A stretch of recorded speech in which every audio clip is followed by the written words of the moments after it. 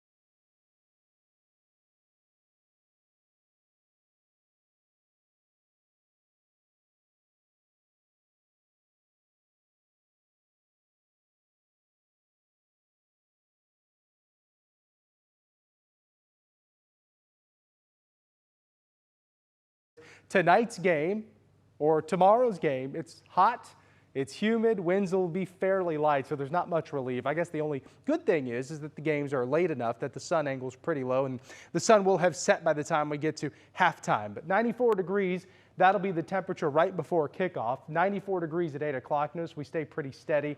We'll drop a little bit by 9 with east winds around 5 to 10 miles per hour. Then for the Friday night game on WFAA+, again, the game of the week, Mike Leslie will be live calling these games. This is a fun time of the year. And of course, high school football in North Texas, a very big deal.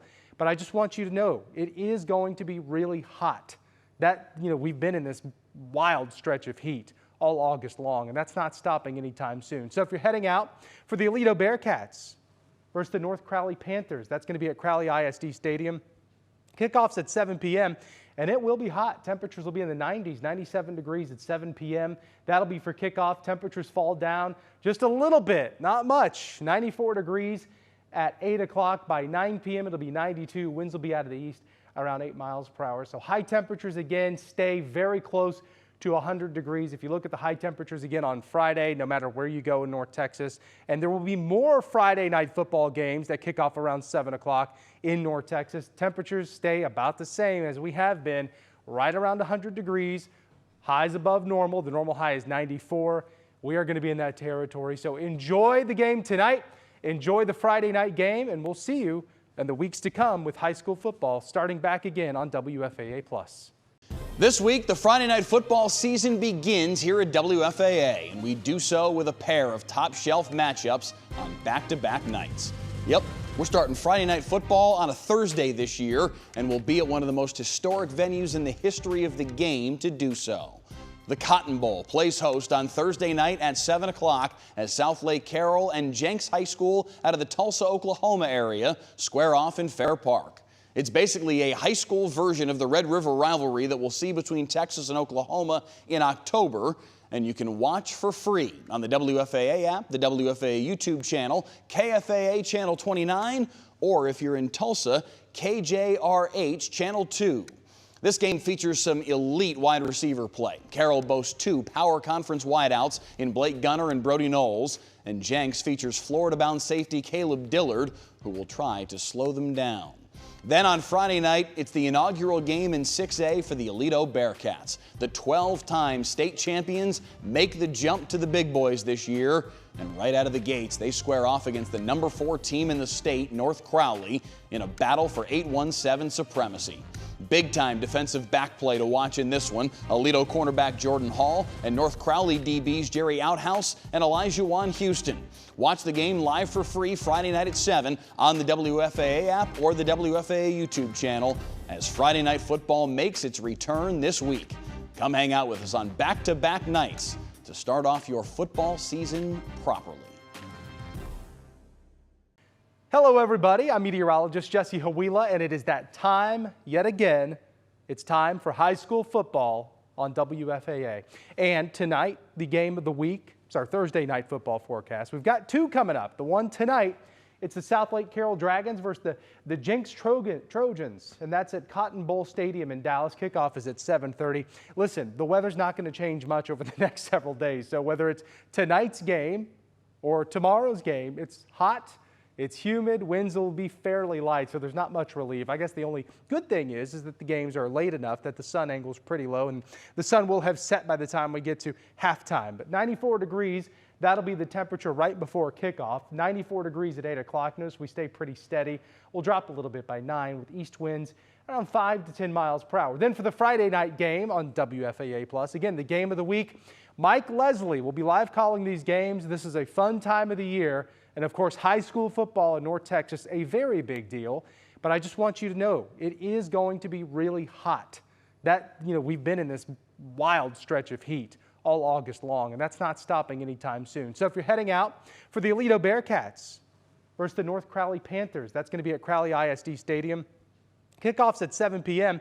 and it will be hot. Temperatures will be in the 90s, 97 degrees at 7 p.m. That'll be for kickoff. Temperatures fall down just a little bit, not much. 94 degrees at 8 o'clock. By 9 p.m. it'll be 92. Winds will be out of the east around 8 miles per hour. So high temperatures again stay very close to 100 degrees. If you look at the high temperatures again on Friday, no matter where you go in North Texas, and there will be more Friday night football games that kick off around 7 o'clock in North Texas. Temperatures stay about the same as we have been, right around 100 degrees. Highs above normal. The normal high is 94. we are going to be in that territory. So enjoy the game tonight, enjoy the Friday night game, and we'll see you in the weeks to come with high school football starting back again on WFAA+. This week, the Friday night football season begins here at WFAA, and we do so with a pair of top-shelf matchups on back-to-back nights. Yep, we're starting Friday night football on a Thursday this year, and we'll be at one of the most historic venues in the history of the game to do so. The Cotton Bowl plays host on Thursday night at 7 o'clock as Southlake, Carroll, and Jenks High School out of the Tulsa, Oklahoma area square off in Fair Park. It's basically a high school version of the Red River rivalry that we'll see between Texas and Oklahoma in October, and you can watch for free on the WFAA app, the WFAA YouTube channel, KFAA Channel 29, or if you're in Tulsa, KJRH Channel 2. This game features some elite wide receiver play. Carroll boasts two power conference wideouts in Blake Gunner and Brody Knowles, and Jenks features Florida-bound safety Caleb Dillard, who will try to slow them down. Then on Friday night, it's the inaugural game in 6A for the Aledo Bearcats. The 12-time state champions make the jump to the big boys this year, and right out of the gates, they square off against the number 4 team in the state, North Crowley, in a battle for 8-1-7 supremacy. Big-time defensive back play to watch in this one. Aledo cornerback Jordan Hall and North Crowley DBs Jerry Outhouse and Elijah Juan Houston. Watch the game live for free Friday night at 7 on the WFAA app or the WFAA YouTube channel as Friday night football makes its return this week. Come hang out with us on back-to-back nights to start off your football season properly. Hello everybody, I'm meteorologist Jesse Hawila, and it is that time yet again. It's time for high school football on WFAA. And tonight, the game of the week, it's our Thursday night football forecast. We've got two coming up. The one tonight, it's the Southlake Carroll Dragons versus the Jenks Trojans, and that's at Cotton Bowl Stadium in Dallas. Kickoff is at 7:30. Listen, the weather's not going to change much over the next several days, so whether it's tonight's game or tomorrow's game, it's hot. It's humid, winds will be fairly light, so there's not much relief. I guess the only good thing is that the games are late enough that the sun angle's pretty low, and the sun will have set by the time we get to halftime. But 94 degrees, that'll be the temperature right before kickoff. 94 degrees at 8 o'clock. Notice we stay pretty steady. We'll drop a little bit by 9 with east winds around 5 to 10 miles per hour. Then for the Friday night game on WFAA+, again, the game of the week, Mike Leslie will be live calling these games. This is a fun time of the year. And of course, high school football in North Texas, a very big deal. But I just want you to know, it is going to be really hot. We've been in this wild stretch of heat all August long, and that's not stopping anytime soon. So if you're heading out for the Aledo Bearcats versus the North Crowley Panthers, that's going to be at Crowley ISD Stadium. Kickoff's at 7 p.m., and it will be hot. Temperatures will be in the 90s, 97 degrees at 7 p.m. That'll be for kickoff. Temperatures fall down just a little bit, not much. 94 degrees at 8 o'clock. By 9 p.m., it'll be 92. Winds will be out of the east around 8 miles per hour. So high temperatures again stay very close to 100 degrees. If you look at the high temperatures again on Friday, no matter where you go in North Texas, and there will be more Friday night football games that kick off around 7 o'clock in North Texas. Temperatures stay about the same as we have been, right around 100 degrees. Highs above normal. The normal high is 94. We are going to be in that territory. So enjoy the game tonight. Enjoy the Friday night game, and we'll see you in the weeks to come with high school football starting back again on WFAA+. This week, the Friday night football season begins here at WFAA, and we do so with a pair of top-shelf matchups on back-to-back nights. Yep, we're starting Friday night football on a Thursday this year, and we'll be at one of the most historic venues in the history of the game to do so. The Cotton Bowl plays host on Thursday night at 7 o'clock as Southlake, Carroll, and Jenks High School out of the Tulsa, Oklahoma area square off in Fair Park. It's basically a high school version of the Red River rivalry that we'll see between Texas and Oklahoma in October, and you can watch for free on the WFAA app, the WFAA YouTube channel, KFAA Channel 29, or if you're in Tulsa, KJRH Channel 2. This game features some elite wide receiver play. Carroll boasts two power conference wideouts in Blake Gunner and Brody Knowles, and Jenks features Florida-bound safety Caleb Dillard, who will try to slow them down. Then on Friday night, it's the inaugural game in 6A for the Aledo Bearcats. The 12-time state champions make the jump to the big boys this year.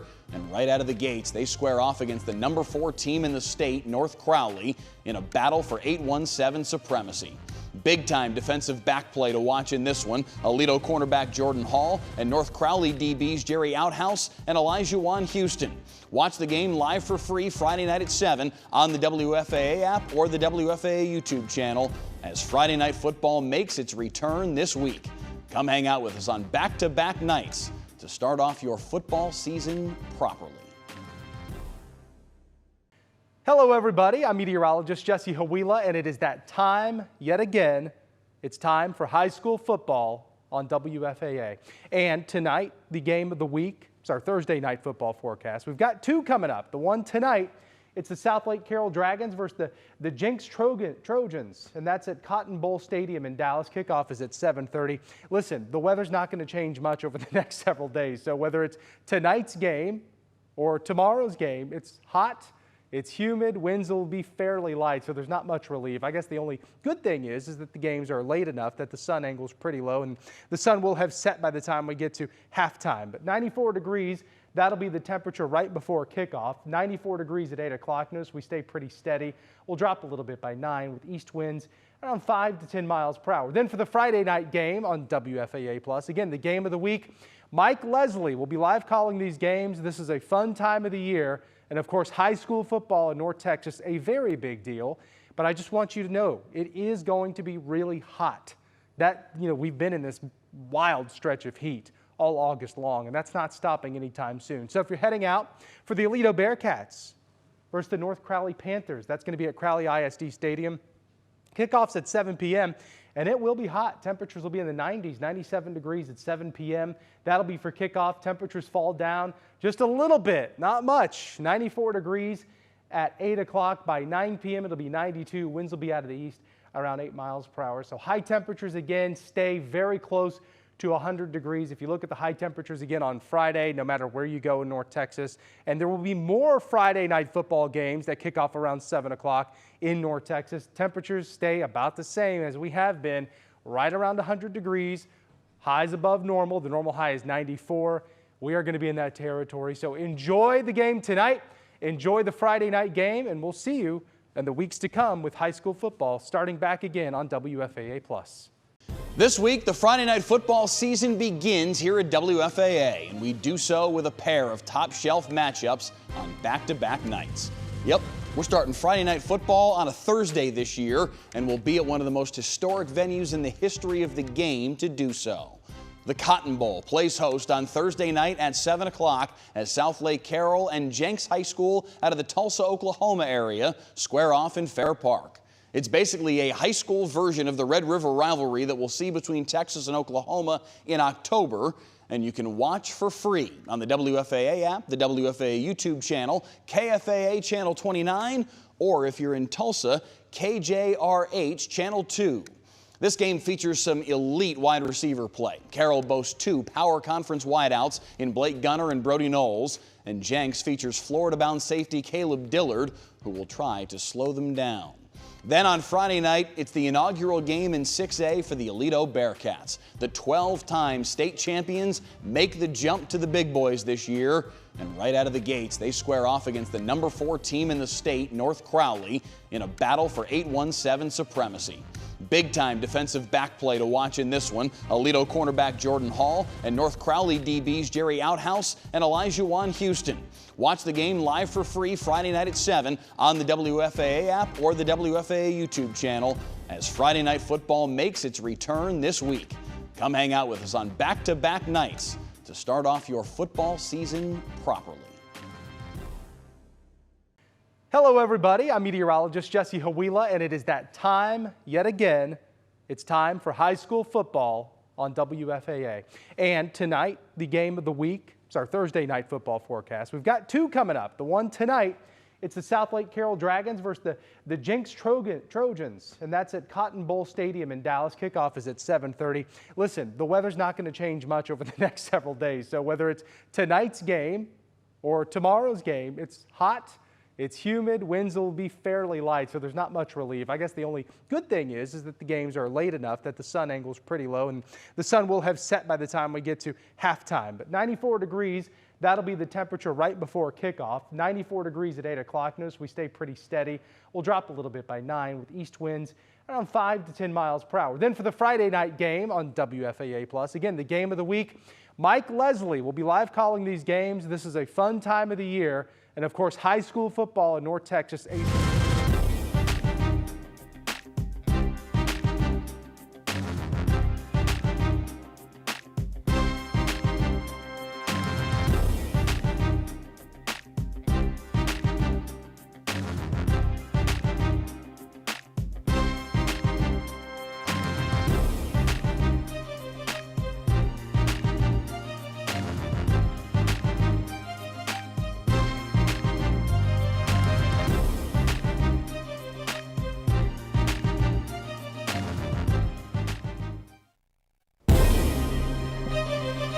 After more than 8 months of waiting, working, wishing, wondering if 2026 might be your year, it is finally time again to start finding out. The 2026 high school football season is here, and tonight we start with an interstate clash. Texas and Oklahoma head-to-head as Southlake Carroll welcomes the Jenks Trojans to the Lone Star State on Friday Night Football. And with that, we welcome you inside the broadcast booth here at the Cotton Bowl. Mike Leslie alongside the former Lincoln High and Kansas State linebacker Heckma Harrison.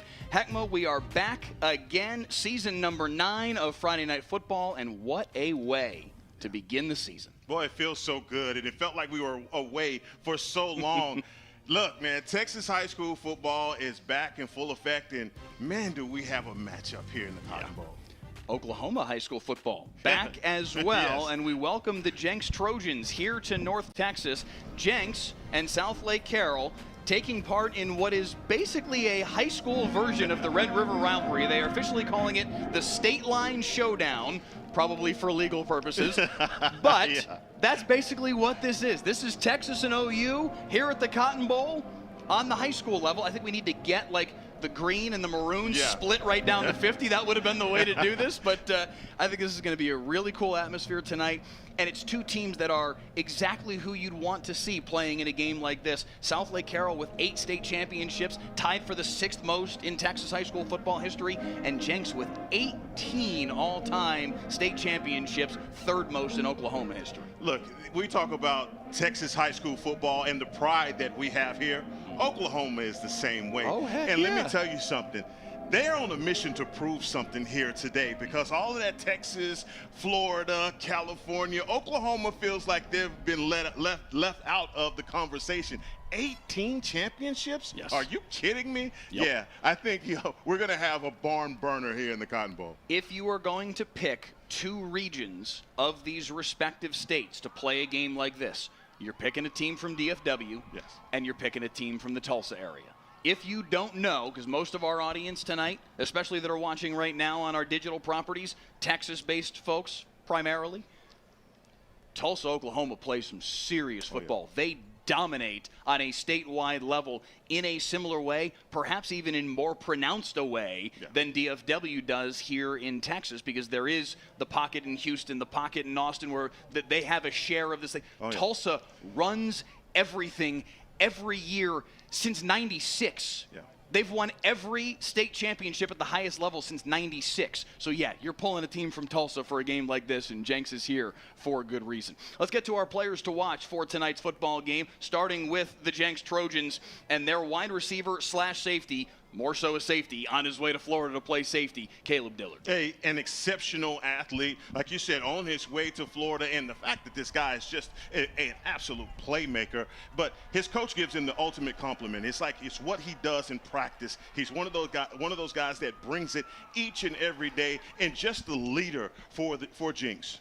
He impressed Des Bryant earlier today down there on the field during early warm-ups. Des Bryant's son plays wide receiver for Southlake Carroll. We'll talk about him in a little bit, but Des was watching Dillard move around on the field, and just watching him move, Des was like, all right, that 4-star going to Florida that goes both ways for him, that dude's for real. It just jumps off the screen at you, and you'll see a lot of good things from number 5 tonight. Meanwhile, number 5 on the other side is pretty special too. Blake Gunner, the wide receiver for Southlake Carroll. He and Brody Knowles are sensational. They had a trio last year. Brock Boyd now at Ohio State. Blake Gunner, you're up, young man. Hey, you got to give Brock Boyd his props, man, because he was the ultimate wide receiver last year. But he took this young guy underneath his wing, and I'm telling you what, Blake Gunner had himself a season last year. 1,200 yards, 68 catches, and oh, Mike, to go with that, 18 touchdowns. Yeah. This young man knows how to find pay dirt. That kid can hoop on a serious, serious level. Let's get to a new segment here in 2026. Heckma's Keys to the Game, sponsored by GMC. The things that Heckma Harrison is looking forward to most in tonight's football game. We can go ahead and call up the GMC Keys to the Game. There's a lot to look forward to in this football game. Yes, it is. And for Southlake, I'm looking for them to settle in early. Southlake doesn't necessarily have to win in the first quarter, but they can't lose it either. There's some young guys. They got to get rid of the nerves and make sure that they don't give Jenks a short field. Number 2 for me is protect the young gun. Don't ask Hudson Tomczyk to be Superman. Protect him, establish some rhythm, get the ball to his veteran playmakers, and let the game come to him. And disrupt the disruptor. You don't necessarily have to sack his R on the other side for the Trojans. Make him uncomfortable. Move him off his spot, muddy the pitcher, and force him to make some throws. For Jenks, experience is your edge. Jenks has everything. They've been there, they've done that, and for Southlake, they have a bunch of young players. They have to expose that. Test them early. I want to say test their jaw. Southlake is breaking in a new defense, so test them early. Use tempo, formation changes, and motion, and feed your playmakers. Big games aren't the time to get cute. Find your dudes, feed your dudes, and win it. We are ready for kickoff at the Cotton Bowl. Southlake Carroll won the toss and deferred. Jenks will have the football first from the Cotton Bowl in Texas. Who's walking out with bragging rights tonight for the rest of their state? Southlake Carroll and Jenks in a high school edition of the Red River Rivalry, the State Line Showdown, coming your way in 3 minutes' time right here on Friday Night Football. I'm Erica Lopez, keeping your morning commute moving on WFAA Daybreak. Mornings start with a strong cup of coffee and beating the traffic on I-35. North Texas is quickly becoming home, so I know these roads and the best ways around them. From the rush on 635 to backups along the Central Expressway, I've got you covered. Because when news moves fast, you need a team that moves with you. Make the move to WFAA Daybreak, weekdays 5 to 9 on WFAA. I'm Cynthia Aguirre. I'm Joe Trahan. I'm Pete Delkus, Chief Meteorologist at WFAA. I'm Chris Lawrence, bringing you the news every night at WFAA. It is my passion to give local foster children a voice and help guide you and your family to the truth in a complicated world. I don't just report on this community, I belong to it. I've dedicated my life to public service, and it's made me a better father and journalist. News impacts your life, and it deserves care, context, and reporting you can trust. Our teams reflect the heart of this community. The wins matter, the losses sting, but the moments, the people, that's what connects it. Here in North Texas, weather touches our lives from daily plans to life-changing storms. I love helping our community stay safe, and that's why I love sharing these weather stories with you. And at WFAA, we are here for all of it. These are the stories that move North Texas. I'm Greg Fields, getting you weather ready on WFAA Daybreak. From bitter cold to blistering heat and severe storms, we've navigated North Texas weather together for nearly 3 decades. When I'm not tracking storms, I'm tracking down vintage vinyl or firing up the grill. From Fort Worth to Forney, I'll keep you prepared for whatever's coming our way. Because weather never stops, and neither do we. Make the move to WFAA Daybreak. Watch anytime, anywhere. Weekdays 5 to 9 on WFAA. The Dallas Wings play on KFAA 29. KFAA 29 is your exclusive local home for Paige Beckers and Dallas Wings basketball. See the full schedule at WFAA.com and watch the Wings live all summer long. Your official home for Wings basketball.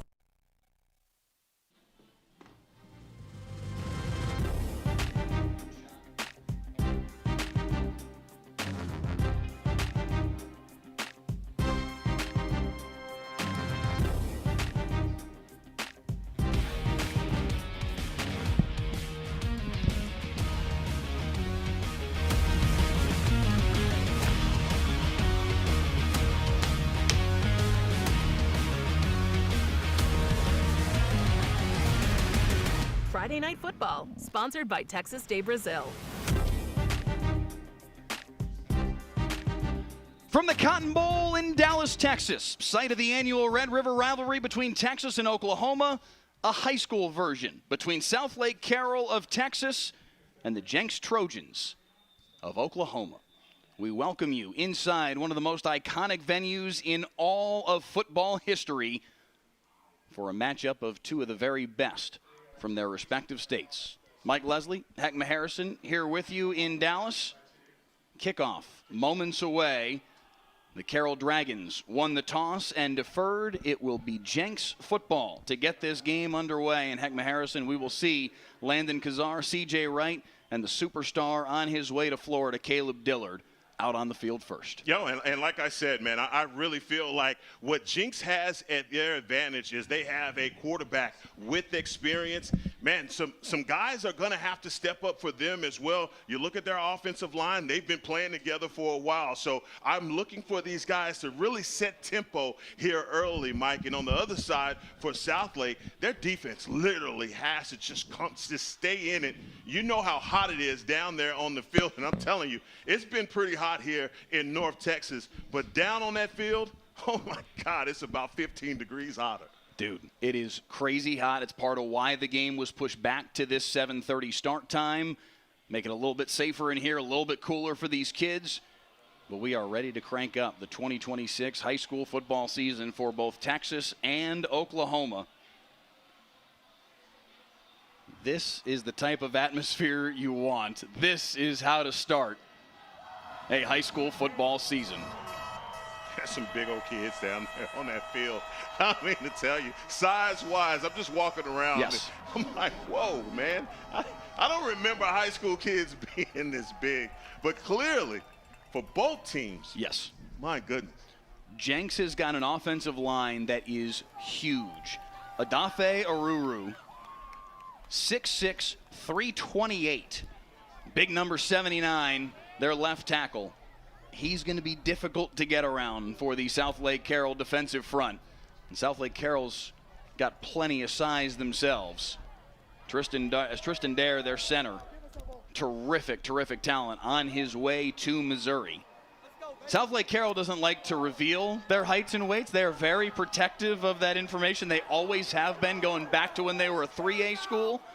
Back when they were small. They're not small anymore. No. They don't need to hide how big or small they are, but they still do to this day. They don't like to tell anybody how big their kids are, but I promise you, they've got some size up front as well. Yeah, they got some parents making their way to the grocery store to pick up some biscuits for that offensive line. Like I said, both sides, man, they got some pretty big kids. If we can go ahead and call it, we gave everybody our keys to the game just a moment ago. Let's do that for our television audience as well. Heckma, take us through what is going to be important in this football game. Yeah, I'm talking about Southlake right now and settling in early. Southlake doesn't have to win this game in the first quarter, but they can't lose it in the first quarter either. Protect the young gun. Don't ask Hudson Tomczyk to be Superman. Disrupt the disruptor. You don't necessarily have to sack Kazar, but you got to make him uncomfortable.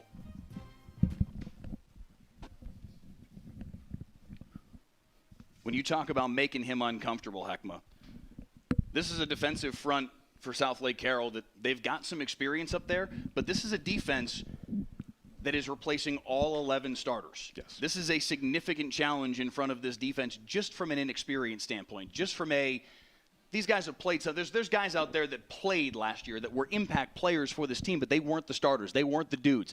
You're the dude now. You're the guy. And we're playing at the Cotton Bowl right out of the gates. That is a at least somewhat intimidating reality for these kids. They're going to have to, that's the case for everybody out here tonight. They're going to have to navigate that. And that's why I said settle in early. I mean, defensively, you know exactly what the Dragons have to do. Getting Kazar off his spot is so important for them. On the other side, for Jenks, I just feel like they just have to play tempo. Come out, play fast, and test that chin. You got to make sure these young guys are ready for the moment. Right now, I feel like Jenks, they know what they're made of. They've got to figure that part out here early. All the buildup all the effort that goes into the offseason, all the things that these kids do, that these coaches do to get themselves ready for a night like this. You got to imagine the butterflies, the energy, the excitement for these kids, for these coaches to finally be here, finally be at this moment in time where they get to show all the work that they have done. You know, and I think, you know, for a lot of these guys, I'm sure when we talk with Coach Mon and you know, on the other side, we just felt like, look, those coaches felt like they had to get in here early and let these kids see the place, you know, walk around a little bit, let the nerves start to settle, because right now in this first quarter, especially with how fast this game is going to be played, you don't have any time for butterflies, especially if you're Southlake Carroll. You got to come out guns a-blazing because the experience is on the other side for Jenks. Jenks does have a lot of talent back off of last year's team. Both of these teams went to their respective state semifinals. Their fans hoping for more here in 2026. We are ready to get underway. Kyle Vidal will kick it away. CJ Wright, Caleb Dillard, Cam Clinton deep to return for the Jenks Trojans. Every year, the Texas high school football season is 115 days. Today marks day number 1. Southlake, Carroll, and Jenks in the state line showdown underway at the Cotton Bowl. Kickoff into the end zone, and CJ Wright will decide to take a knee and bring it out for a touchback, and that's where the Jenks Trojans will get underway. Their offense, led by the senior quarterback Landon Kazar, started a season ago, over 2,700 passing yards and 28 touchdowns. Both those marks way up on the all-time lists in Jenks history. 5th in touchdowns, 6th in yards, and he is certainly hopeful to push those numbers even higher this year. Hey, I've already told you, man, this is a coach's kid, so you know what you're going to get from him. He's going to play ball security. He's going to play with tempo. But I got my eyes on that backfield in KJ Wright, who is replacing one of the best running backs in Jenks history in KD Jones. 1st and 10 from the 25. Jenks offense is very multiple. You'll see them swap formations like this, a lot of motions, a lot of things to try and twist up the defense, and they get it in space on the edge to Caleb Dillard, and he's close to first down yardage on the first play of the game. It will indeed be the very first by-the-yard outdoor furniture first down of the 2026 season, and Jenks is right back to the line of scrimmage looking for more. They will go tempo, and they do again here. Again, it comes to the near sideline, and CJ Wright barreling through into Southlake Carroll territory. I talked about it. Tempo, you know how important that's going to be, and look at him right back to the line of scrimmage. Let's find out who's been eating Twinkies in the summertime. And here comes the tempo yet again. Yet another by-the-yard first down for Jenks, Oklahoma. 1st and 10 at the 46 in Southlake Carroll territory, just 42 seconds into the football game. Kazar over the middle. Dillard couldn't haul it in, came up looking for a flag. None is coming. Cole Spade back there with the seat belt, and he is all over Caleb Dillard on that post route. Great coverage. So finally, Heckma, an opportunity for Southlake Carroll's defense to catch their breath, even for a half a beat. Jenks likes to play tempo. Their offensive coordinator, if you're a Texas high school football fan, is a name you might remember. Tyler Chronister was the offensive coordinator at Prosper Walnut Grove a couple of years ago. Now he runs the ship for Adam Gaylor at Jenks. And they are go, go, go, go, go. CJ Wright on the little swing to the outside. Give him 5 on the carry. And I tell you what, C.J. Wright goes 5'7", 155 pounds, but don't tell him that, because he runs like a power back that weighs 220 pounds. He'll get the tote again here. Sidesteps a tackler in the backfield. He's got another first down, and he's got the edge inside the 25, finally upended at the 24-yard line by Bennett Hunt. Oh, my God, look at this offensive line from Jenks. They are picking off these Dragons and walling it off here for C.J. Wright. That's good blocking up front. And a great first drive here for Jenks. Yet another by-the-yard outdoor furniture first down for the Jenks Trojans at the 24-yard line, inching toward the red zone. Motion set for Landon Kazar, the senior quarterback. Handoff up the middle to the power back. No, it's a little pop pass on the near sideline to Braxton Daniel, and he's run out of bounds inside the 20. Mark him out of bounds at the 17, and for the first time today, the Jenks Trojans are into the BJ's Wholesale Club red zone. And it hadn't taken them long. They've mixed up the tempo, but again, this offensive line, the battle up front is already starting to be won by the Trojans. 2nd down and 3, Kazar near side. Breaking the tackle, and inside the 10-yard line is Cade Klein. 1st and goal for the Jenks Trojans. Another by-the-yard first down. And Jenks is just racing down the field right now, Heckma. And that is a touchdown-saving tackle by Ty Moody from the safety position. If he doesn't make that tackle, it's to the house. 1st and goal for Kazar. Kyron Scott to his left. He gets the handoff, barreling inside the 5, close to the end zone, down inside the 1. Talk about stumbling, bumbling right there. Number 24, Scott, would not be denied getting down to the 1. They'll give it to him again. And into the end zone goes Kyron Scott. And the Jenks Trojans with the touchdown drive to open the football game in just 2 minutes and 31 seconds. You see the experience starting to pay off, and this offensive line is just taking it to the Dragons, dragging these guys into the end zone with them is Kyron Scott. What a drive from Adam Gaylor's team. Tyler Chronister pumping the tempo with this offense, and it's a 7-0 start for the Jenks Trojans here at the Cotton Bowl. You're watching Friday Night Football.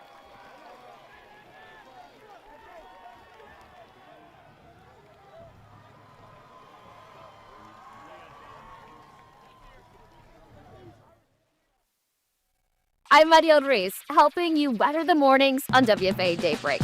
I grew up right here in North Texas, and getting to forecast for the community that raised me is incredibly special. From windy, overcast days to powerful storms, I'm here to help you start your day prepared. I'm committed to delivering the forecast in both English y Espanol, so every family in North Texas stays informed and weather ready. Because weather never stops, and neither do we. Make the move to WFAA Daybreak, weekdays 5 to 9 on WFAA. The Dallas Wings play on KFAA 29. KFAA 29 is your exclusive local home for Paige Beckers and Dallas Wings basketball. See the full schedule at WFAA.com and watch the Wings live all summer long. Your official home for Wings basketball.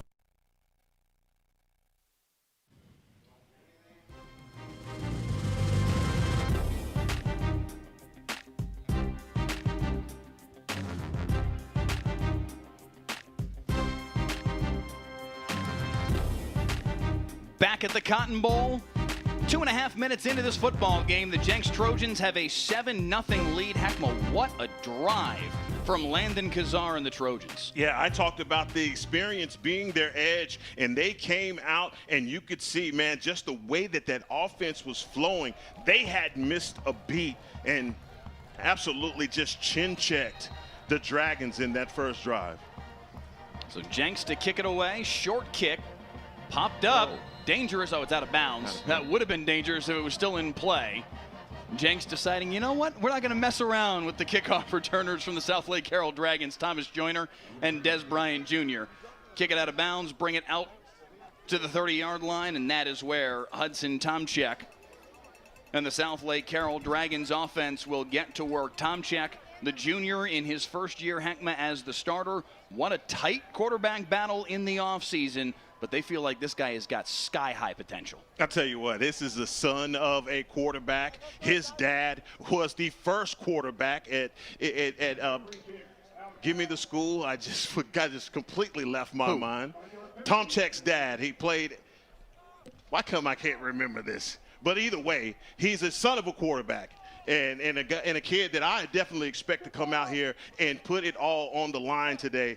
Man, look, for Southlake right now, being behind the gun, they just got to figure out how to get back in this game. Don't try and rush the issue, all right? What they absolutely have to do is just get into some rhythm. These kids are young. So, again, being down by 7, you can't hit the panic button. Guy Tomczyk played his college ball at Baylor. He did. Played his college ball at Baylor. By the way, Carroll has said, you know what, you want to play that game? Kick it again. We're not going to take it at the 30. We're going to back you up 5 and make you kick it again. We'll see if they decide to kick the ball inbounds this time or if they kick it out yet again. He played Bo Phillips to kick it away. He played at Colleyville Heritage. If it it was high school ball. Okay. That's what. I don't know why I couldn't remember that. On the bounce, it comes into the belly of Des Bryant Jr., and he's looking for the corner up the near sideline. Des Jr. wearing the 8 like his dad wore the 88 and brings it out to the 38. So I guess that's why they didn't kick it, right? That's why they kicked it out of bounds, and they said, look, we're going to make you kick it again. They've got Des Bryant Jr. back there, and they got a young man, Thomas Joyner, that they call Slicey. And Lee Munn, Southlake Carroll's head coach, said, we'll slice you a little bit with Thomas Joyner. That kid can move. And so can Des Bryant Jr. All the way out to officially the 39 is where they will spot the football. And Southlake Carroll now in a spot where they have to answer a 2-minute and 31-second touchdown drive from the Jenks Trojans. Tomczyk will give to Brooks Biggers, who is taken down immediately in the backfield. Did you see it right there defensively coming off the edge? Case Easter was like a heat-seeking missile, read that one perfectly, and they're going to bring pressure from every angle. When I asked Coach Gaylor about that, he says, look, we absolutely believe in pressure, and we're going to try and make Tomczyk uncomfortable. A loss of 2 on the play. 2nd down and 12, and now Biggers will motion out into a 5-wide receiver set. But a procedural penalty against Southlake Carroll here, and it's going to be 2nd down and 17 for Victor Gill's offense, the offensive coordinator. Boy, just like that.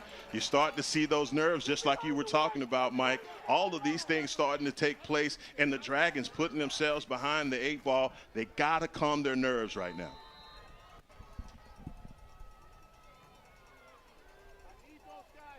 Biggers again motioning out. Empty backfield for Hudson Tomczyk. Jenks rushes 4.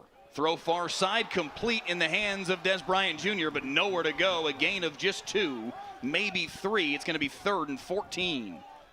And this secondary right now for the Trojans, they're just camping out, sitting back off of all of the speed and size that the Dragons have. And look, they're just waiting for it. Carroll needs the 49 on their own side of the field for a 1st down. Jenks with 8 right around the line of scrimmage. Now changing up the defense as Tomczyk barks out signals. 10 seconds on the play clock.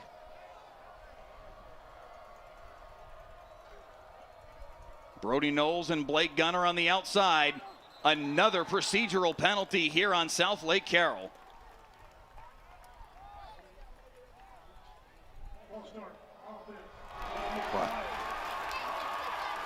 Well, you're starting to see in this first drive, the Dragons mixing in a little bit of good with a little bit of bad, and these guys have just got to settle down right now. And I think what Tomczyk is seeing is all that movement from the defense in front of him. Offensive linemen are too. It's probably making them a little jumpy. 3rd down and 19 for Southlake Carroll. Jim Davis, our crew chief tonight on the officiating crew.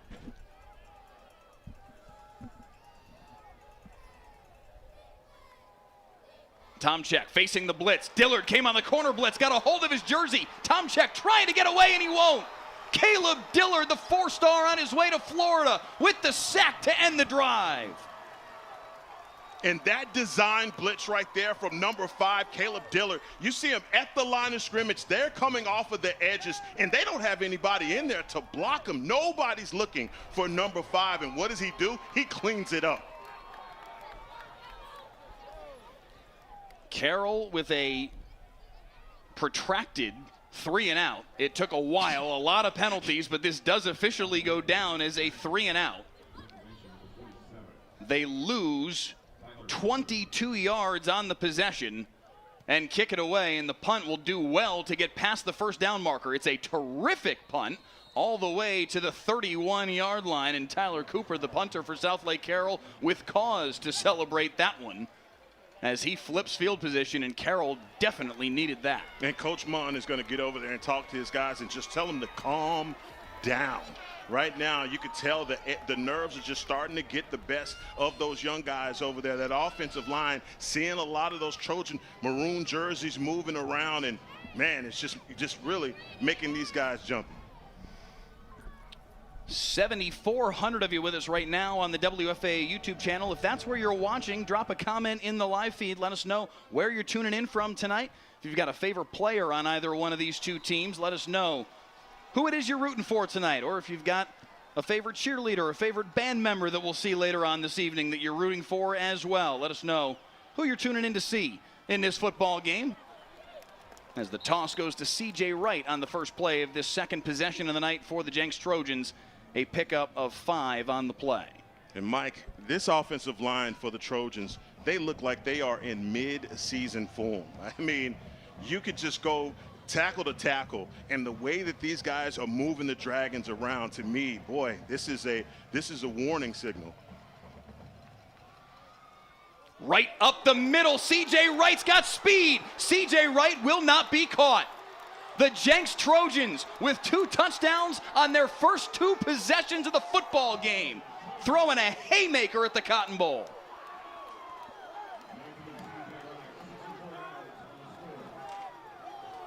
Don't tell C.J. Wright that he's a little person, all right? 5'7", 155 pounds, and I don't know, even if this was flag football, if anyone would have been able to take a flag off of him. That is what you call turning on the afterburners. I will see you later. Unbelievable. What a start for Adam Gaylor's team. Kyron Scott with a touchdown run, C.J. Wright with a touchdown run. And the extra point here from Owen Mahan makes it 14-0. No, it does not. No good. 13-0 it will remain. Jenks with the lead. What a start here on Friday Night Football.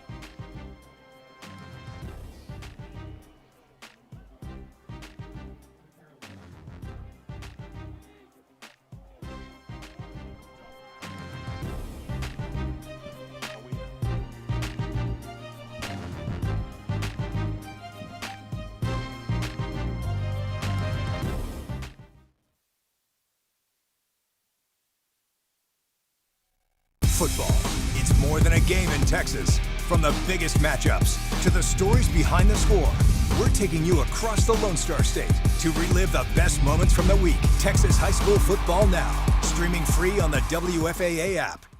Hey, I'm Matt Howardson. I help start your mornings on WFAA Daybreak. I grew up in a small town, Ennis, Texas. Still got the boots, still know the back roads. North Texas isn't just where we wake up, it's where we show up. It's where we wave back to our neighbors. That's why this job matters to me, because when news moves fast, you don't need noise. You need a team that knows you, that moves with you. Make the move to WFAA Daybreak. Watch anytime, anywhere, weekdays, 5 to 9 on WFAA.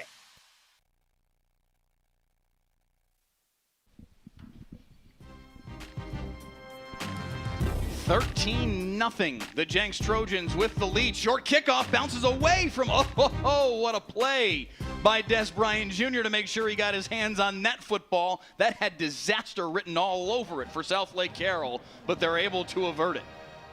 You could tell, man, they're trying to angle that kick to force some bad decisions, and that one almost worked, but what they're not going to do is kick anything to those 2 burners back there to let them change the momentum of this game in Joyner and Bryant.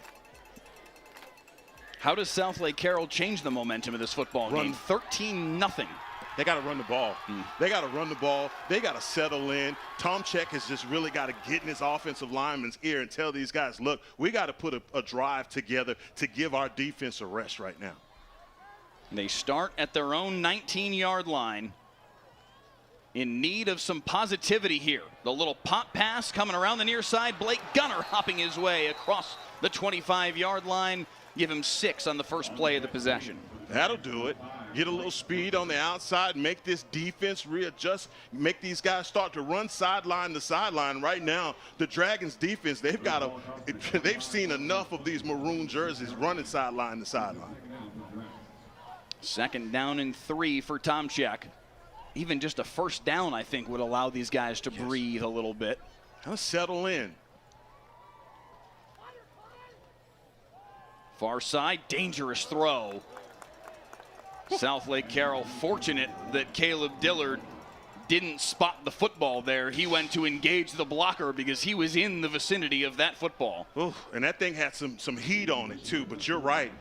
That is a dangerous play with a playmaker like Caleb Dillard lurking. 3rd down and 3. An early key moment in this football game. Carroll needs a first down.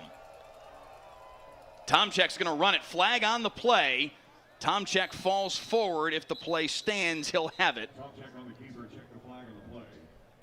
I didn't see him any motion or anything. Maybe this is offsides on the defense.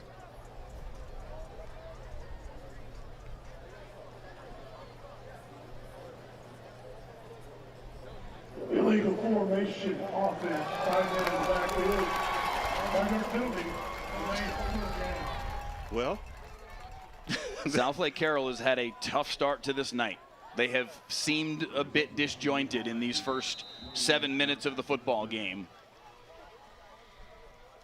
No fewer than 3. I believe that may have been the 4th procedural penalty already in this game on the Dragons, and now they face 3rd down and 8. They need the 29-yard line to move the chains. Play action to Biggers. Tomczyk firing deep downfield, has a man back there. It's underthrown and it's knocked away. Blake Gunner was wide open, steps behind the defense. But Jenks able to recover, and it's 4th down. And I'm telling you, Blake Gunner routes up his guy on the outside. And look, Tomczyk has guys in his face, and he just airmailed it. That's a touchdown, man. He's able to get it. I mean, look, about a 10-yard head start. He had a lot of space. He had a lot of space. And instead, Southlake Carroll will have to punt it away. Wow. And now they've got a player running on the field late here. They may have to take a timeout. They will. Because the play clock was about to expire as Blake Gunner came running on the field as the 11th and final member of... They're going to take the delay rather than taking a timeout and burning it. Absolutely. This early on. And that's dangerous all in itself. You got a pretty good punter. And we saw him on that first punt. If I'm the Trojans, I don't know if I come after him here. Trojans look like they're more in a defensive set, but they do come after it a bit. The punt from Cooper, shorter this time. Fair catch called for and made at the 45-yard line. Friday Night Football is sponsored by Texas Day Brazil. Unleash your inner carnivore. Savor the authentic flavors of southern Brazil with Texas Day Brazil's endless skewers of expertly grilled meats. From succulent filet mignon to flavorful lamb chops, we bring you the finest cuts in an unforgettable churrasco experience. I am no longer a vegetarian, and I can't wait. I can't wait. I can't wait. Oh, yeah. Hagman Harrison ready to engage. Let's go. 1st and 10 for the Jenks Trojans at their own 45-yard line. Good field position, and already with a 13-0 advantage, Adam Gaylor's team hunting for more. Well defended this time. C.J. Wright had nowhere to go. Starting to see this defense settle in right there. That is great pursuit as number 92 makes his way across the screen for the tackle.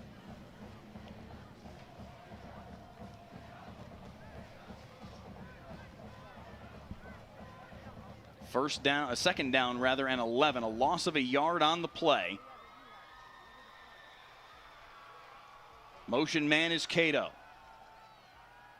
Kazar throwing back against his body. Would have been an impossible throw, looking for Cam Clinton. incomplete, and it's 3rd and 11. That would have been a little Mike Leslie-esque running to your left, throwing back.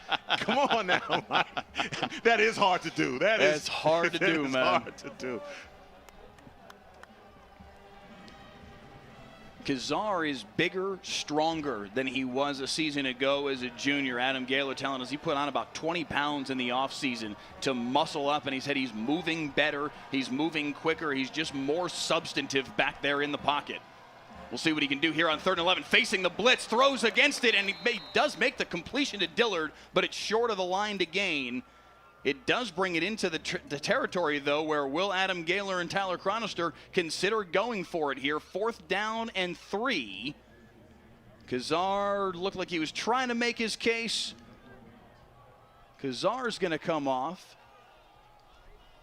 Yeah, how about that pressure there by Kyle DeRoss, man? They're not sitting back anymore. Coach Mon is like, look, I got to bring a little bit of pressure here. I think Jenks is going big bodies here. This isn't their punt team on the field. 8 seconds on the play clock. They're going big bodies. They're going Wildcat look here. They do snap it.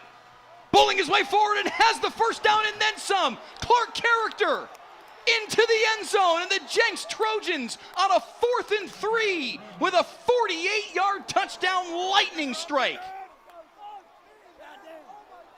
Wow. The Trojans come in. I don't know what they call it. I'll just call it the burrito package. They bring in all the big bodies, and they get it to the house. How about this for the Dragons? They see Kazar run off. I don't know if they thought that it was going to be a punt or not, but either way, they lose track of number 6. What a run there by the Trojans, and another score. And the Southlake Carroll fans on the far sideline are in stunned silence. 20-0, the Jenks Trojans at the Cotton Bowl. This game isn't 9 minutes old. What a performance from Jenks here on Friday Night Football.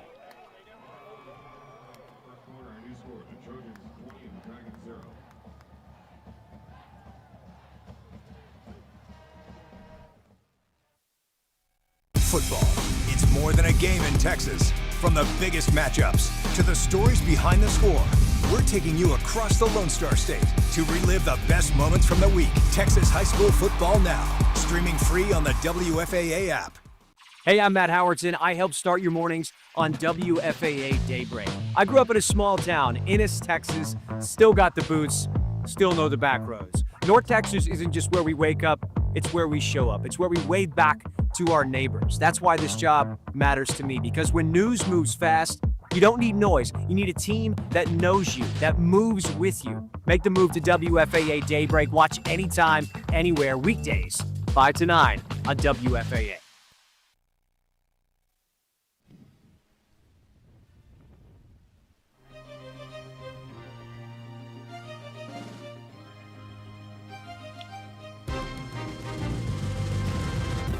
Wow. Wow is all I can think to say. What a start to the night for the Jenks Trojans, up 20-0 on Southlake Carroll here at the Cotton Bowl. Des Bryant from his own 18, again trying to come to the near sideline. Has the speed, can't quite turn the corner. Out of bounds across the 30 to the 33. And Southlake Carroll, Heckma Harrison, in dire need of anything good to happen. Yeah, we were just talking about it just a second ago. Tomczyk had an opportunity there to get the ball to Blake Gunner. Look, with all the speed that you have on the outside, you got to make a way to get the ball into your playmakers' hands. I think right now that's what's victimizing them. They haven't been able to get the ball to their horses. Can they on this drive? They start from their own 33.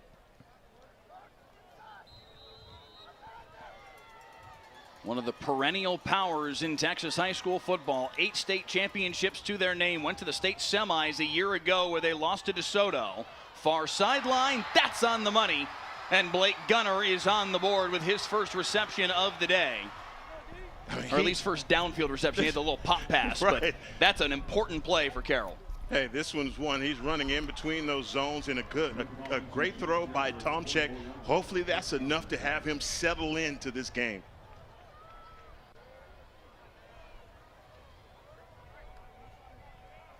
By the yard, first down and 10 at the 44-yard line in Jenks territory, and running out of bounds to the far sideline is Brooks Biggers, a pickup of 4. Yeah, you need that. Try and attack these guys on these edges. Make them run. Right now, this Trojans defense, man, they really haven't been threatened at all. This is the first time for me that the Southlake has done anything to back these guys off. A pickup of a couple, second down and 8. Des Bryant Jr., the motion man. Tomczak's going to keep it himself. Something about that play got broken up. He's able to make it a positive at the very least. Picks up a couple. And what he saw was the Trojans read that like a book. They were in their zones, playing discipline, and Tomczak took it upon himself. Look, that play was broken down. If he had thrown that, that would have been an interception. A good read by the junior first-year starter, taking over for Angelo Renda. Renda now at Pitt after throwing for 4,200 yards and 46 touchdowns a season ago. A big third down and 6 here for Carroll.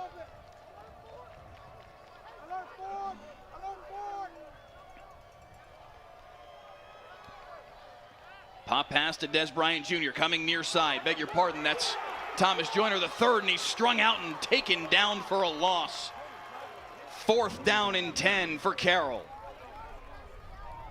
Like I said, you're trying to get the ball to your playmakers, but this Trojans defense is just way too fast. This is just a simple pursuit drill to the outside. And what do you got? You got a whole bunch of maroon jerseys out there waiting. If he doesn't get the tackle, I promise you, Caleb Dillard is there to clean it up. 4th and 10, and Carroll will punt the football. Down 20-0.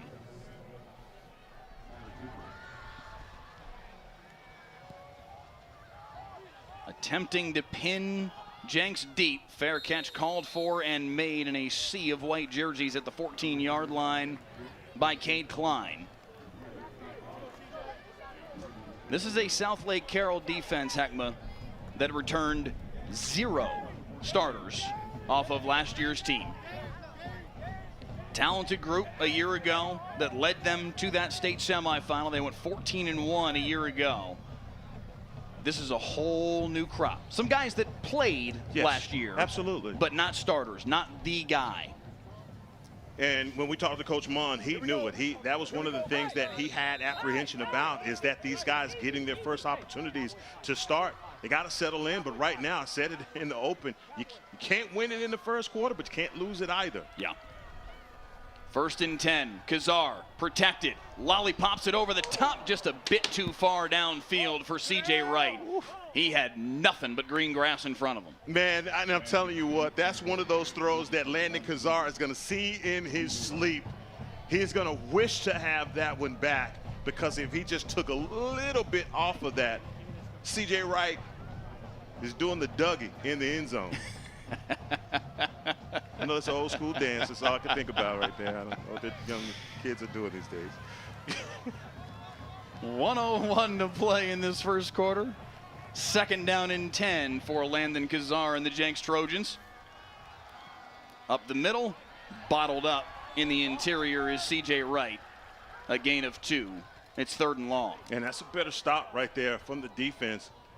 But again, the big play is victimizing them. They have got to settle down, and I'm sure for Coach Lee Munn, he is trying to make the adjustment right now, but there's a speed component on the other end that is just absolutely killing his defense. 3rd down and 8.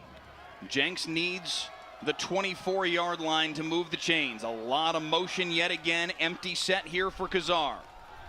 Looks near side, has his man Dillard complete for the 1st down. Breaks a tackle across the 35. 1st down and then some for the Jenks Trojans. And you see right here, you got Dillard on the outside. That's an in route. And Joyner is there one-on-one, and he just whiffs on the tackle. Another by the yard outdoor furniture 1st down for the Jenks Trojans out across the 41-yard line, and they will go tempo again. Handoff up the middle, C.J. Wright. 1 tackle away from a big problem for Southlake. Picks up 7 on the play. And you know how deflating that is for a defense. 3rd down, you think you're about to get off the field, and man, you give up the big play. the best thing that has happened for the Southlake Carroll Dragons all night long. The first quarter is over. Wow. What a performance from the Jenks Trojans through the first 12 minutes. 20-0. Oklahoma showing out so far here at the Cotton Bowl on Friday Night Football.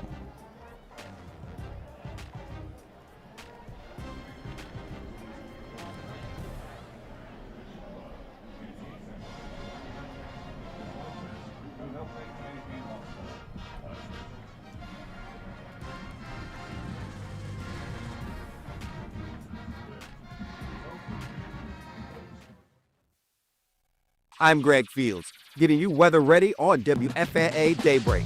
From bitter cold to blistering heat and severe storms, we've navigated North Texas weather together for nearly 3 decades. When I'm not tracking storms, I'm tracking down vintage vinyl or firing up the grill. From Fort Worth to Forney, I'll keep you prepared for whatever's coming our way. Because weather never stops, and neither do we. Make the move to WFAA Daybreak.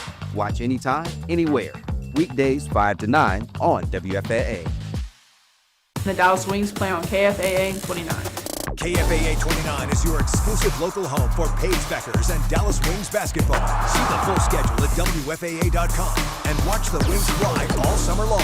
Your official home for Wings basketball. I'm Mariel Ruiz, helping you weather the mornings on WFAA Daybreak. I grew up right here in North Texas, and getting to forecast for the community that raised me is incredibly special. From windy, overcast days to powerful storms, I'm here to help you start your day prepared. I'm committed to delivering the forecast in both English y Espanol, so every family in North Texas stays informed and weather ready. Because weather never stops, and neither do we. Make the move to WFAA Daybreak, weekdays 5 to 9 on WFAA.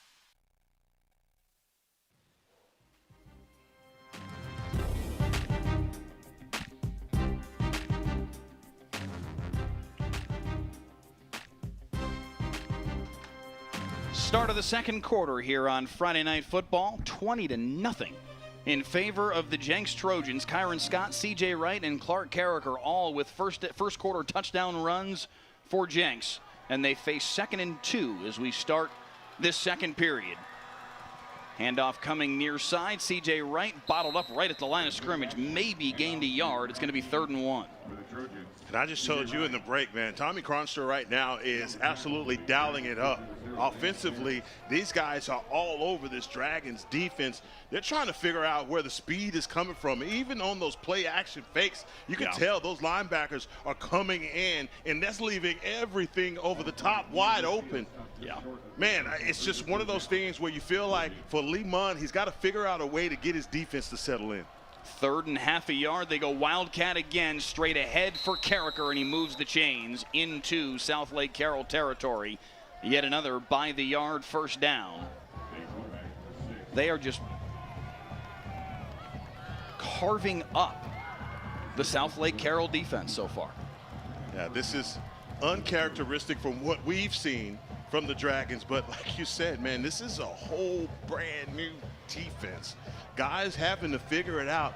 This is Friday Night Lights on Thursday, but still in a very big setting. They run the option here with Dillard. Dillard keeps the football, and he's got another first down, or very close to it at the very least. That is an interesting wrinkle with the 4-star Florida commit with the football in his hands, ever dangerous. He is a weapon. And a lot of times, man, we get these players to watch and guys that we are talking about pregame. This dude is, as advertised, speed and physical on the defensive end. Goodness. 2nd down and half a yard. Kazar on play action. Looking for the jugular. Nobody open downfield, and the sack is made. Coming through for the play is Landon Harris, the middle linebacker. He said, look, Coach Munn's is like, I am not going to get beat sitting back. I have got to bring some pressure. You get it there. The first guy missed. The second guy comes to clean up Landon Harris with the sack.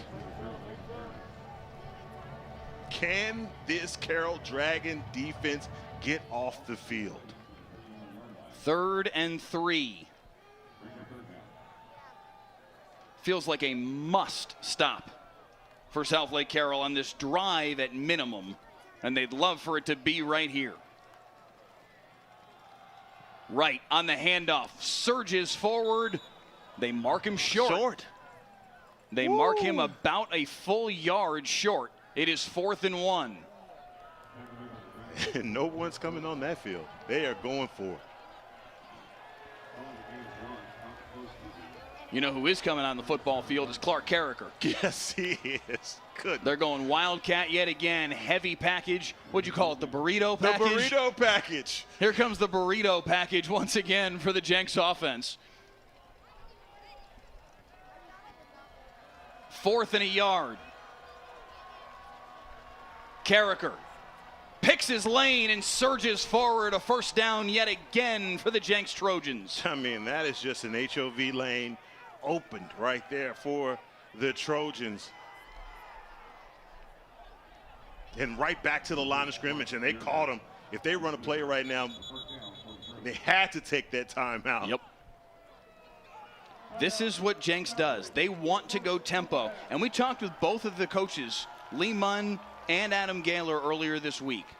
And I think they both had, I don't know if concern is the right word, but they were both keenly aware of the fact that the rules in Texas high school football are different than they are in Oklahoma. Texas plays by the Division I NCAA rules.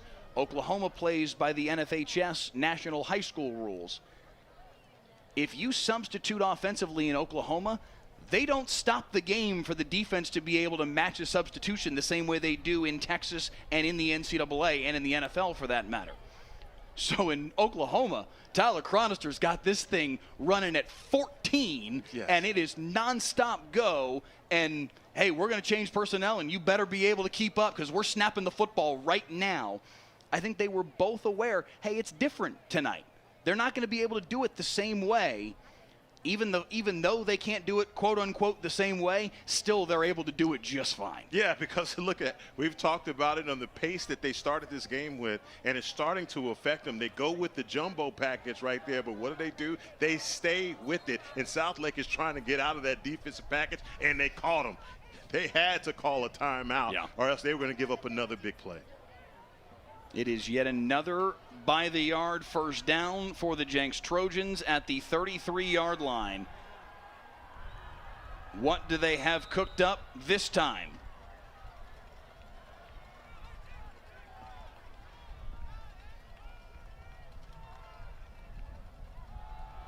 Handoff coming near side for Kyron Scott. Spins his way through one tackle and nearly stayed on his feet all the way. How did he keep his balance? Incredible. Wow, here's the replay. But you see on the spin move, I surely thought he was down. Oh my God, it's like a cat. That's ridiculous balance. 2nd down and 2. He'll get the tote again. Makes a man miss in the backfield, but stood up after that and driven back. A loss of about half a yard by our friend number 92 from the Southlake Carroll Dragons. We were given 2 different rosters by Lee Munn and his staff over the course of this week. There's not a 92 on either of them.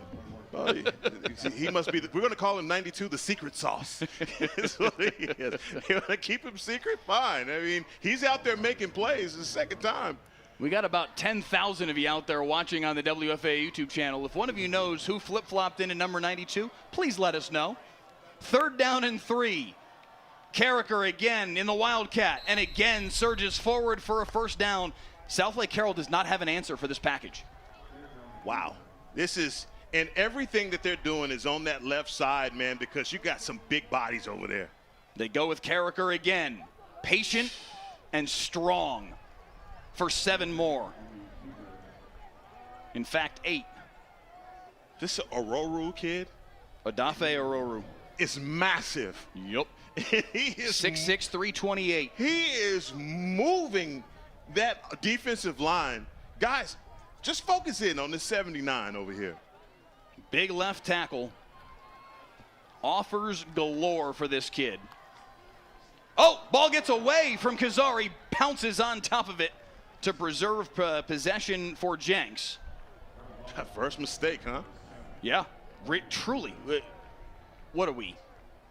18 almost minutes into this football game, and that feels like the first time Jenks has done anything wrong. They have been firing on all cylinders tonight. So maybe here's an opportunity for this Dragons defense. I'm just looking for a ray of sunshine here for these guys. They got to find something quick. 3rd down and 11. Big spot for the Carroll Dragons defense. 11 new starters here in 2026. Can they find an answer for the first time tonight? Timeout Jenks prior to the snap.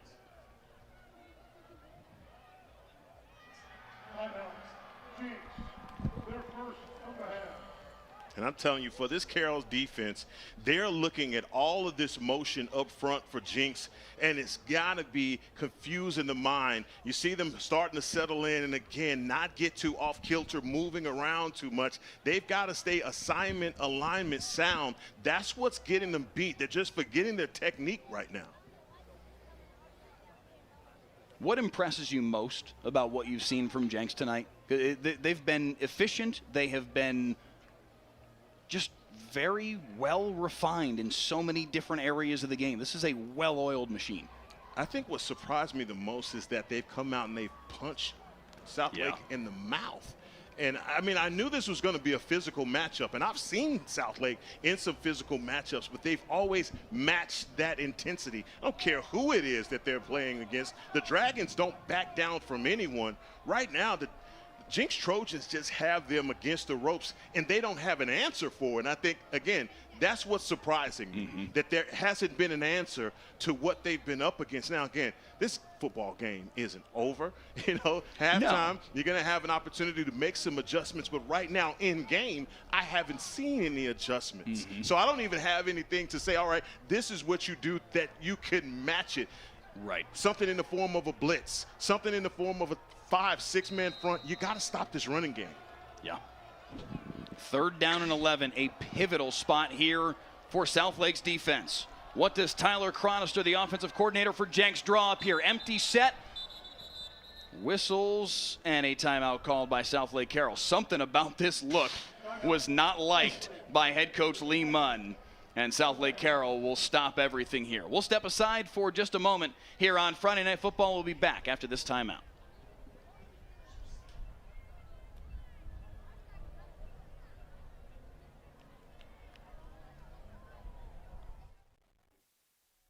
I'm Mariel Reese, helping you weather the mornings on WFA Daybreak. I grew up right here in North Texas, and getting to forecast for the community that raised me is incredibly special. From windy, overcast days to powerful storms, I'm here to help you start your day prepared. I'm committed to delivering the forecast in both English y Espanol, so every family in North Texas stays informed and weather ready. Because weather never stops, and neither do we. Make the move to WFA Daybreak, weekdays 5 to 9 on WFAA. The Dallas Wings play on KFAA 29. KFAA 29 is your exclusive local home for Paige Beckers and Dallas Wings basketball. See the full schedule at WFAA.com and watch the Wings live all summer long. Your official home for Wings basketball.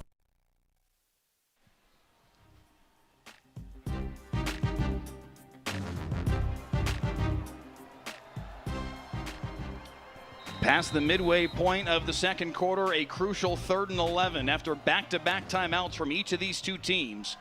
What will Jenks draw up this time? Kazar motioning a couple of men down into the formation. They try and set up the tunnel screen to Dillard. He made the catch, but it was well defended by Southlake Carroll. Landon Harris there in part to make the tackle, and it's 4th down. I love the idea of that play, but there's a better response there from the Dragons. They saw that tunnel screen coming, and you see the pursuit right there. These guys recognize it right off the back, get right in between those blockers, and really, I just think the offensive line got out too fast. So on 4th down and 9, Jenks will bring on the field goal unit. Owen Mahan. Now they've motioned into a different look here. Promised Johnson motioning back into a different set, and now Jenks will call timeout. Adam Gaylor and the Jenks Trojans considering getting a little tricky there, and they didn't like something about their own look there. I mean, I think you asked the question about distance, so in the interview, they pulled out of it and probably wanted to test something on the other end, but ended up calling a timeout themselves.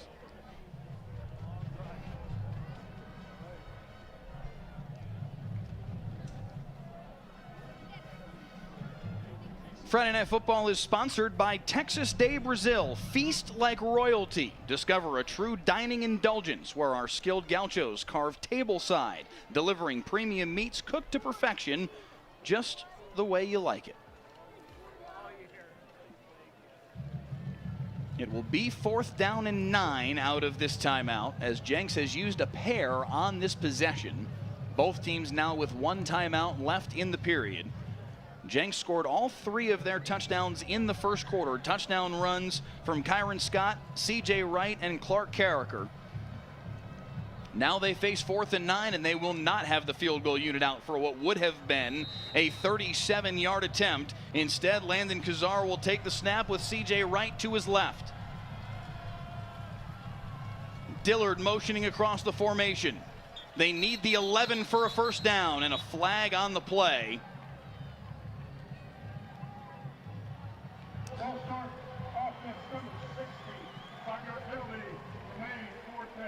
Landon Webb, the center, getting flagged for the false start. Maybe a little jumpy with the football in his hand.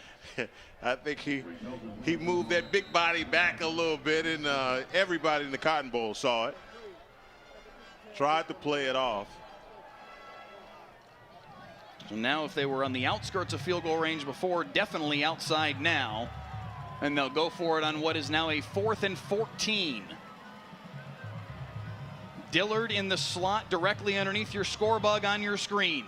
The 4-star on his way to Florida. Is that where Kazar will look? Over the middle. No, they go behind him on the trail route for the touchdown.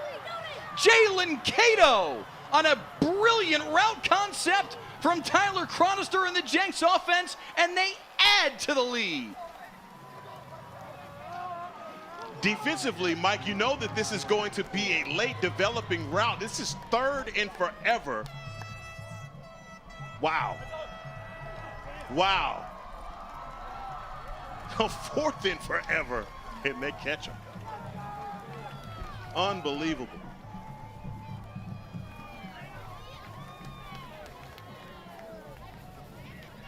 The extra point up and through, 27-0 Jenks.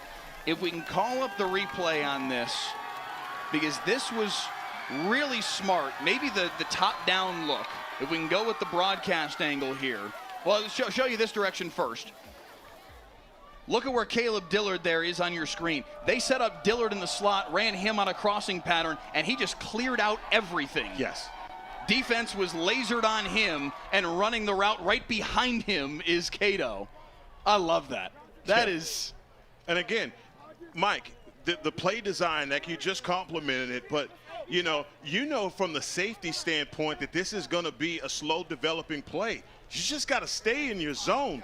But everybody has their eyes on number 5, Caleb Dillard, and when everybody puts their eyes on him, they forget about Jalen Cato coming right behind it. Not only does he make the catch, gets into the end zone as well. Man, that is a backbreaker for the first half for the Dragons right now. 27-0, and it just didn't look like they have an answer. We're still barely past the midway point of the second quarter. And maybe that's the one positive here for Southlake Carroll, is there is still time to do something about this. A little extracurriculars on the far sideline between a couple of members of the kickoff teams. Broken up before it got anything outlandish. But 27-0 is our score here at the Cotton Bowl. A little high school rendition of the Red River rivalry. Bragging rights on the line for 2 of the proudest high school football states in the country. And Jenks, Oklahoma is putting on for the Sooner State tonight. And you see Caleb Dillard comes right out, and he goes right up to Colt Kalmus, who was on the ground over there getting into it a little bit, and he corrects his guy. 1st and 10 for Southlake Carroll. Trying to get out the back door up the far sideline is Gavin Gooden, who's got some speed for Southlake Carroll. Close to first down yardage on the first play of the possession. A pickup of, it looks like 9. They'll spot it at the 34. It'll be 2nd and a yard. Underneath Gavin Gooden's name on our spotter board, we just have very fast. So it's got to mean it's got some speed, right? Second yard after a good play to start the possession. Carroll needs a drive here. Pop pass to Gunner, picking his way, trying to find an alleyway, and just strung out very well by the Jenks defense. This guy is going about 20 yards just to pick up one, and this defense, again, you see these guys all in their lanes trying to push that thing back. That's a great job right there. It was just barely enough for a first down. Another by-the-yard outdoor furniture first down right at the 35-yard stripe for Southlake Carroll. Yeah, Cade Klein, the outside linebacker, played that perfect.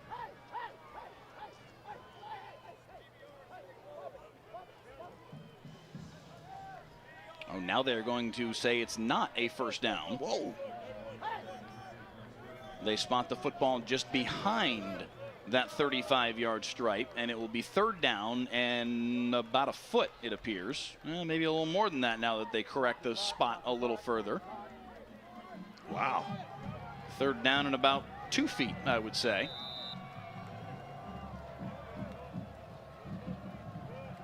And Jenks' defense very nearly may have stopped them from getting the first down. That's going to be close. It looks like he's right at the marker, as they say. That's going to be a first down. First down.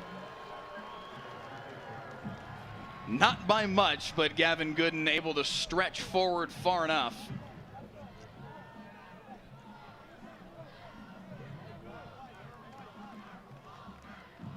By the yard first down at the 35 now officially for Southlake Carroll. Tomczyk needs to get the passing game going. That is a miscommunication of some sort. No receiver in the vicinity.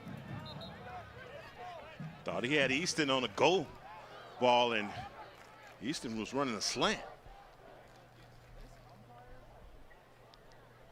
4 minutes even left in this second quarter. Southlake Carroll does have the football to start the second half. If they could actually put together a drive here and go score, if they could double up around halftime, that would be their clearest pathway back into the football game. But that is hard to see right now with the way things have gone thus far. Though a lot needs to change. Can they change something here? Up the sideline, through the flag. Yes, he got a foot down in bounds. What a catch up the far side by Brody Knowles. Brody Knowles must have heard exactly what you were just talking about, but that's what you call getting up and going to get it. Unbelievable catch right there by number one. That is going up and making a play. By the yard outdoor furniture first down at the 42-yard line. It was a pass interference on Jenks. Southlake Carroll, of course, taking the result of the play, because the pass interference penalty is not a spot foul in high school football. So they'll take the pickup instead of the 15-yard penalty. And the ball's at the 42 in Jenks territory. Blitz coming off the edge. Tomczyk doesn't see it, but gets it off in time. Up the far sideline, complete inside the 20, and inside the pylon for the touchdown is Easton Need.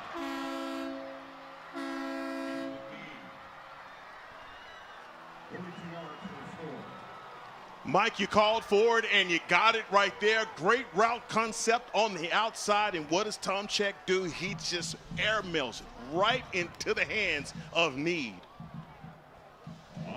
They needed that so bad. And finally, the Dragons get on the board. Hudson Tomczyk with his first touchdown pass of the year. A young man that they feel has truly elite potential. Making his first start, taking over for Angelo Renda. Extra point up and through. Southlake Carroll has found the end zone, and Heckma at an opportune time. Yeah, absolutely. I mean, look, everything that could have gone wrong has happened in this first half for the Southlake Carroll Dragons. Finally, offensively, they get into a bit of a rhythm. Your young quarterback starting to see the field, and these wide receivers are running wide open. I don't know what the coverage was right there for the Trojans, but man, they missed that guy. Need and touchdown for the Dragons. As you said, they needed to get something on the board because they get the ball back to start the second half. Can they steal some of the momentum? Mike, it's still 3 minutes and 45 seconds left in the first half. Is it just me, or does it feel like this game is crawling by? It's because of the pace that I think Jenks plays with. They're snapping the ball every 14 seconds or whatever it is. So there isn't a lot of opportunity, especially after incompletions, especially really in any circumstance, for the clock to burn. No. And it just... Back to back to back to back, and these guys, this is a fast pace. I like to see how they practice. It is impressive to play with this kind of pace in this kind of heat. Yes.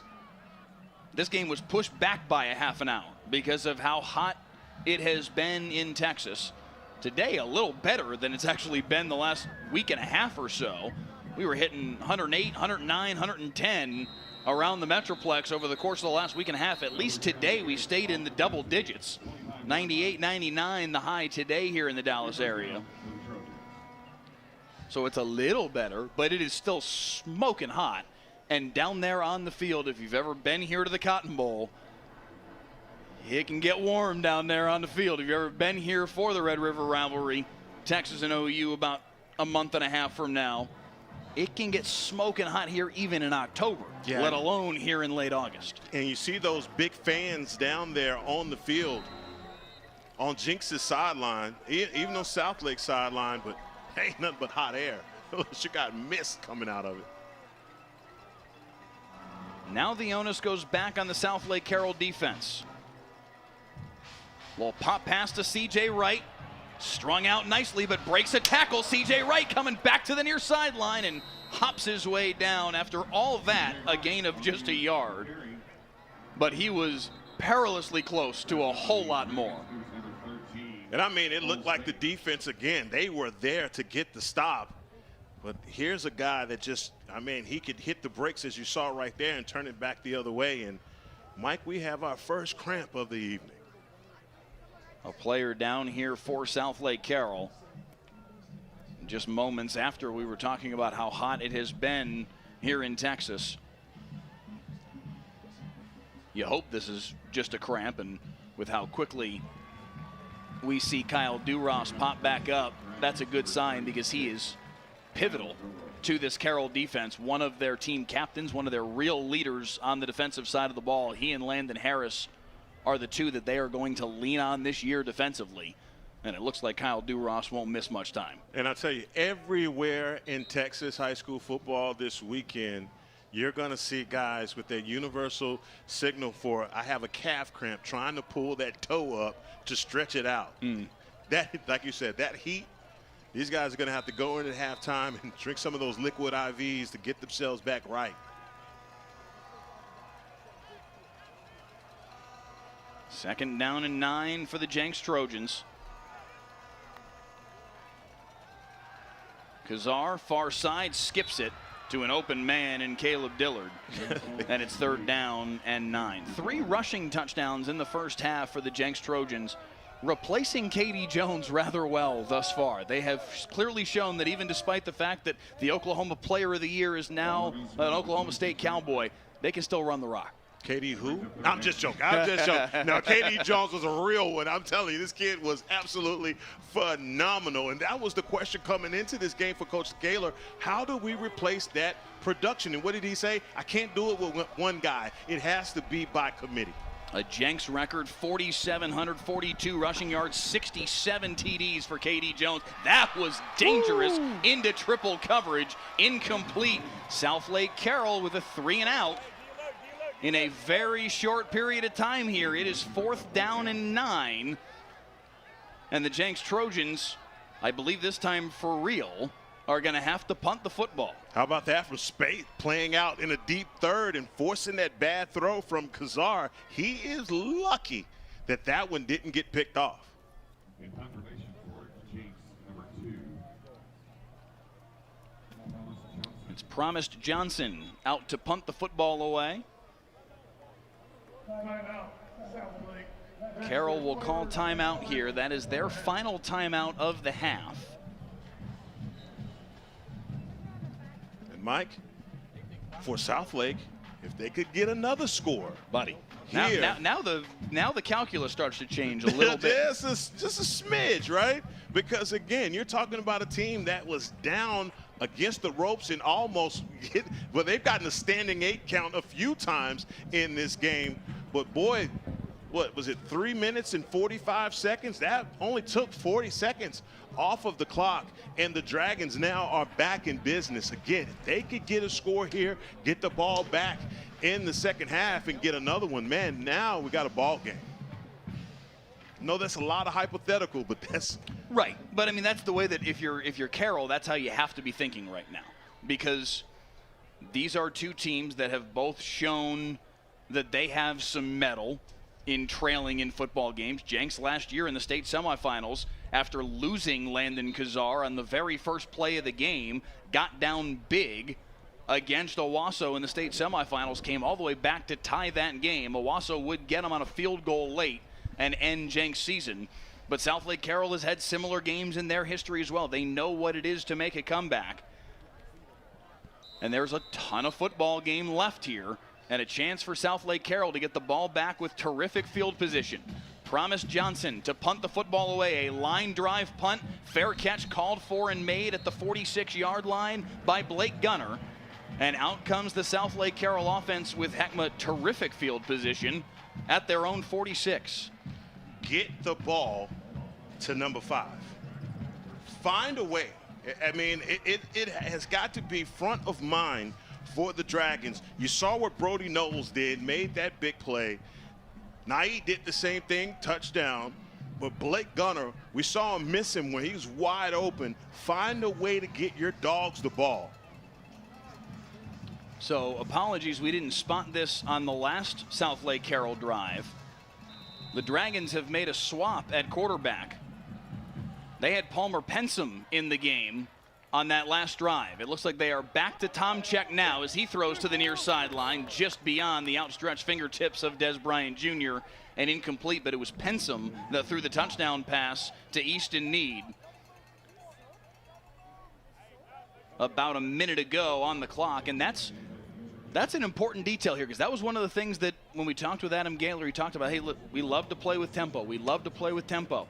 But we know, and he said Tyler Chronister knows, it can also be detrimental to our football team if we have like a 19-second 3-and-out.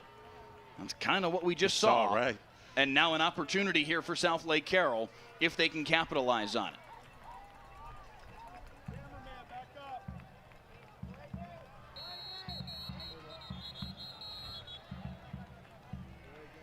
Delay game on Southlake Carroll. Oh, man. They steal some of the momentum, just getting in this game, trying to get back into this game. Those are the kind of penalties that just can absolutely frustrate a head coach.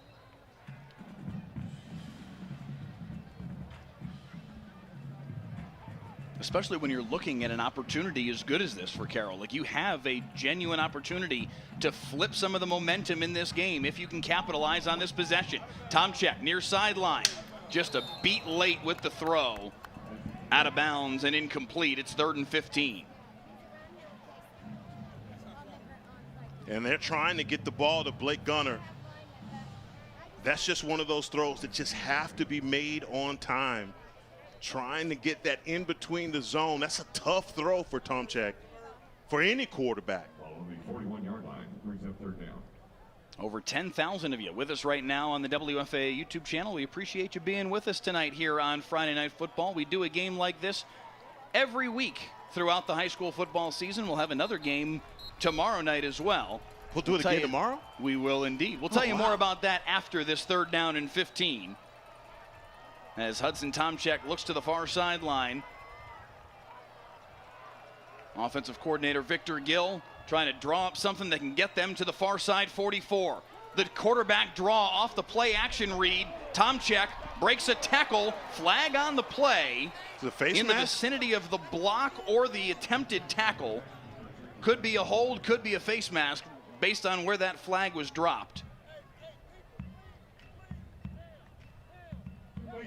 Wow. Whew. That is a massive penalty in this football game because that is a free first down for the Southlake Carroll Dragons. Man, and Caleb Dillard, with all the good that he's done in this game, that right there, boy, that was one that you just,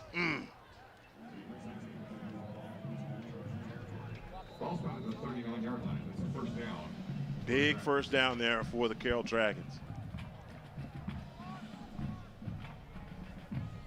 Another by-the-yard first down at the 39-yard line in Jenks territory. Tom Check scanning and looking, fires to his escape hatch in Des Bryant Jr. and a pickup of 5. And you can see him. Tom Check is looking down the field. He wants to make the big play. There it is. Tomorrow night, the Aledo Bearcats make their 6A debut on the road against North Crowley.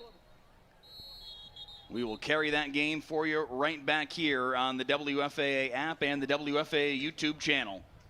We hope you will join us for what is a real moment in Texas high school football, because the Aledo Bearcats are to Texas what, frankly, these Jenks Trojans are to Oklahoma. They're 12 state championships, most all time, and there has always been, Heckma, the yeah but. That everybody at the higher levels could have dropped on any Aledo fan over the course of the last 20 years. Hey, congrats, you won a 3A state championship. How about 4A and 5A? Yeah. Hey, 4A, good job. All right, way to go. Hey, 5A, yeah, but. Yeah, but. No Aledo more. Now has their opportunity to cancel out that yeah, but, and it all starts tomorrow. Well, I'll tell you what, though. We'll see if they can. Here's what I got to say about that. If you really want to test yourself, no better way to do it than go to Goon City. And that's Buddy, where we'll be. That is a test. That is a test. Major test. Oof. What a place to go and play some football, man. I love going to Aledo, but, man, nothing like that North Crowley atmosphere. NOLA 504 in the YouTube comments says North Crowley finna BTA. Oh, wow. We'll see. We'll see. Does that mean belt to yes, backside? Yes. Okay. Yes, sir. Okay. Yes, sir. Well edited. Okay. Nicely done. Got a few kids. I cleaned it up. Heckma Harrison Jr. playing his first collegiate football game this Saturday afternoon. Saturday late morning, right? Yes, it is. 11 o'clock. 11 o'clock. One of many young men we have featured here on Friday Night Football that have gone on to play at the collegiate level. Several of these young men down on the field will in the not-too-distant future.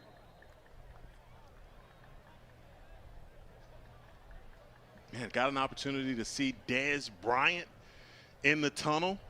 Yeah, he's in-house tonight. DeMarcus Ware in-house tonight. His son on the Southlake Carroll roster as well.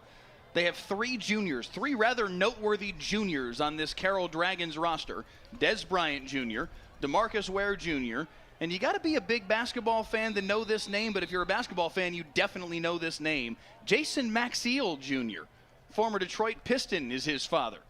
2nd down and 5 out of the timeout. The throwback, Tom Check, single coverage, trying to make the adjustment, flags all over the place. Brody Knowles drawing the pass interference, and Southlake Carroll's going to have first down in the red zone. And you see the athleticism on display right there from Brody Knowles. Man, he is such a tough out, and one-on-one, I would go back to that 100 times.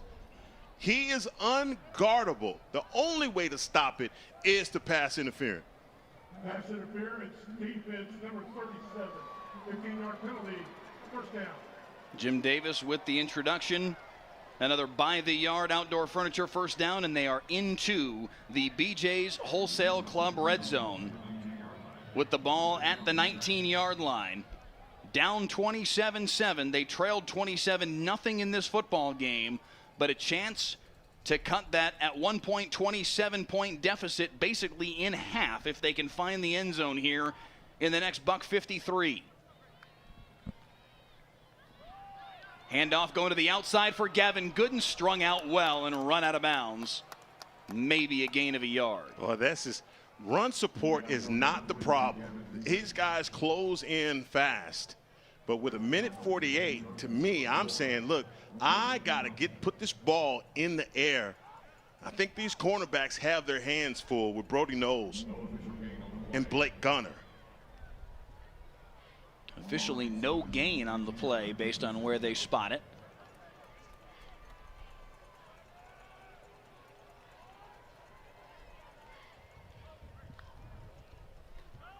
Tomczyk, well protected, fires double coverage. Brody Knowles went up and got it.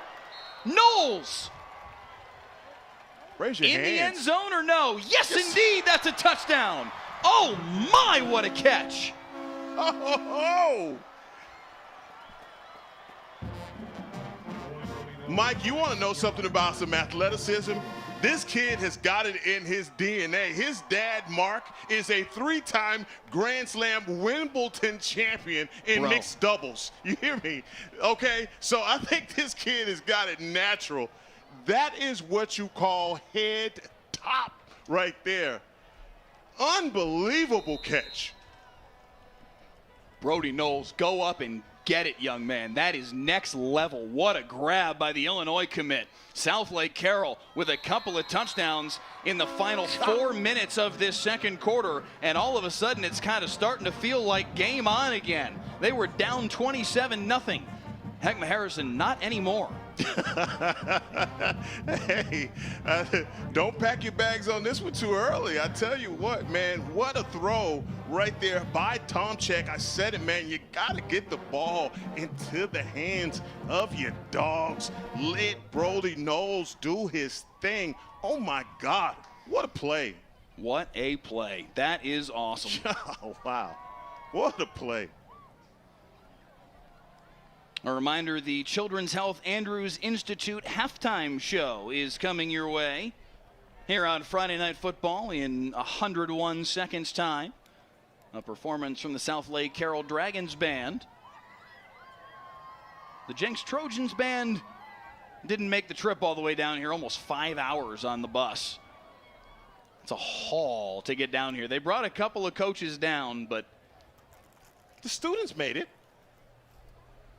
The students, they were not going to be denied. Hey. Like, we're going to make it down here. It's an opportunity to go play and see a game at the Cotton Bowl. It's kind of for a high school kid, that's a once-in-a-lifetime kind of deal. Absolutely.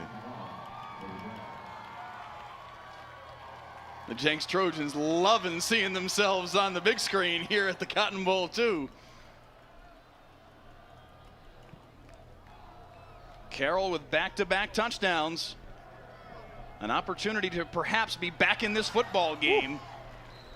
Well, that looked dangerous. Yes, it did. The speed of Jalen Cato on full display as he tried to go knifing up the middle. Cut down, though, at the 21. This is a crucial minute 36 for the Southlake Carroll defense to preserve the momentum that they have created here. Yes, it is. And this is, you know, I think more than anything, those guys have gotten an opportunity to sit on that bench, settle in. Lee Munn is probably over there telling these guys, look, we've got a whole entire second half to play, guys. We're going to have to play some sound defense. We need to get some stops. We can't let these guys score to close out this first half. Kazar is going to throw it near side, little wide receiver screen to Cam Clinton, who picks up 3 on the play. Kind of feels like that was Tyler Chronister taking the temperature of the moment. What can we get away with here? How's this going to vibe? Trying again, same play, just about the same result. Back-to-back 3 to 4 yard gains. Third down in about a yard. Third time's a charm when they do it again. 1 minute on the clock. Hand off to C.J. Wright. Knifes through a hole. Makes another man miss. Across the 40 and across midfield. What a run from the 5'7" junior.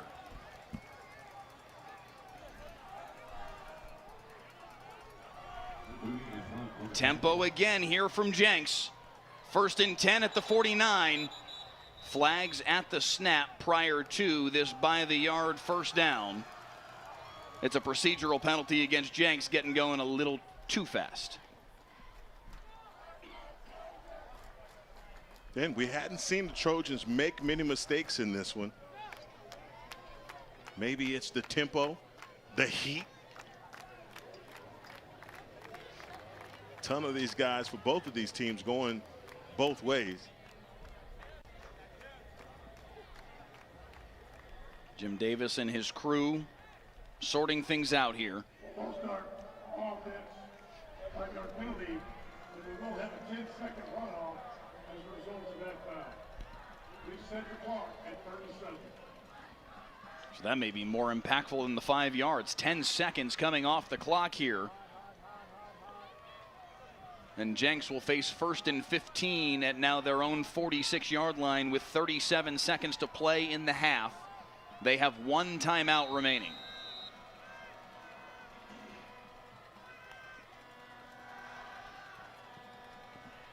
Kazar, deep ball, single coverage looking for Dillard, and he overthrew him. That's great coverage over the top, not allowing Dillard to get open. You got to stay over the top of that guy and not let him victimize you.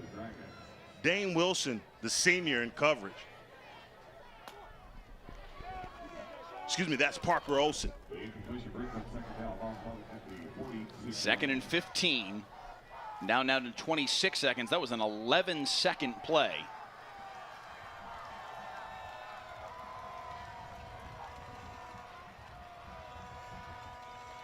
Empty set again here for Kazar.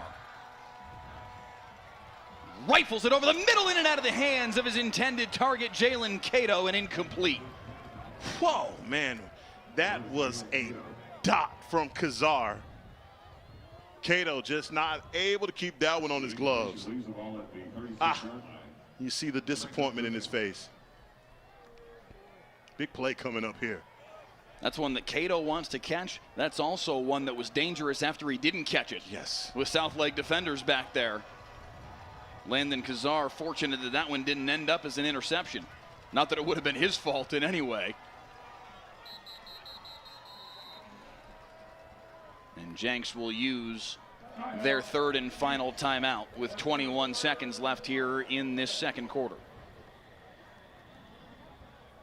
It's a 3rd and 15. We've seen some of this 3rd and longs, and the Dragons have given up those big yards to allow the Trojans to pick up a 1st down. Although 21 seconds left in this ball game in the 1st half, this is just one of those stops that you gotta make. You can't allow these guys to get more points to close out this 1st half.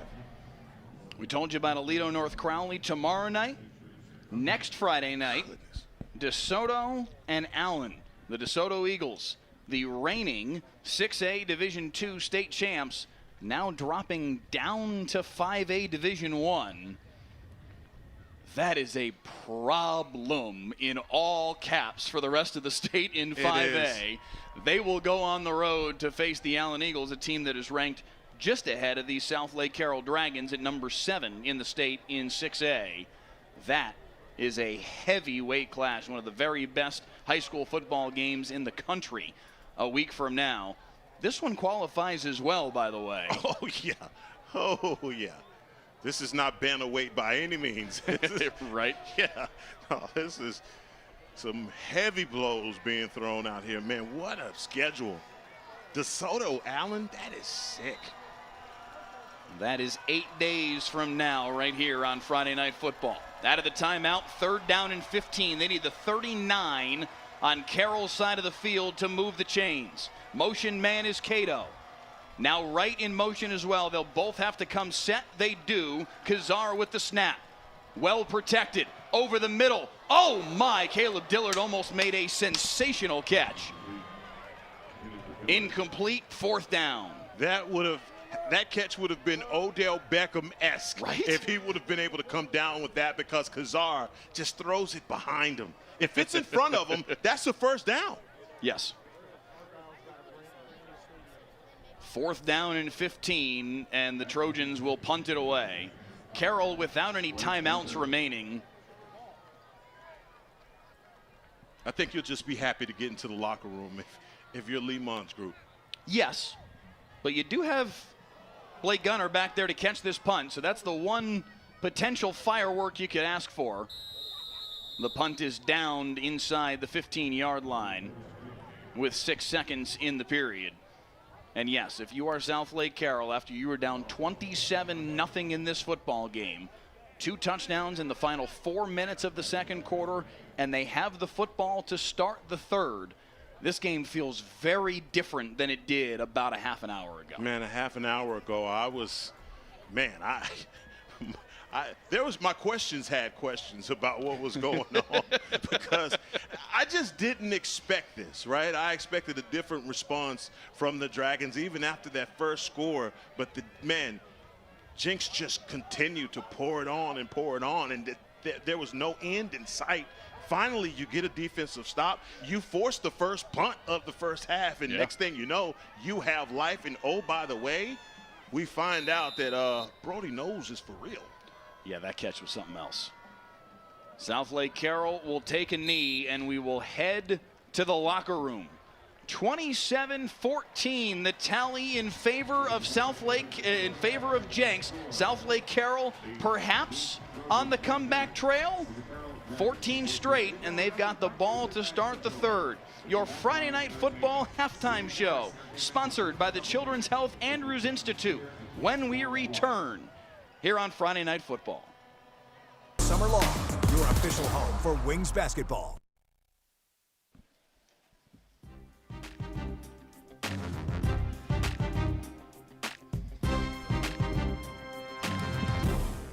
(27-14), the score in favor of the Jenks Trojans at halftime here on Friday Night Football.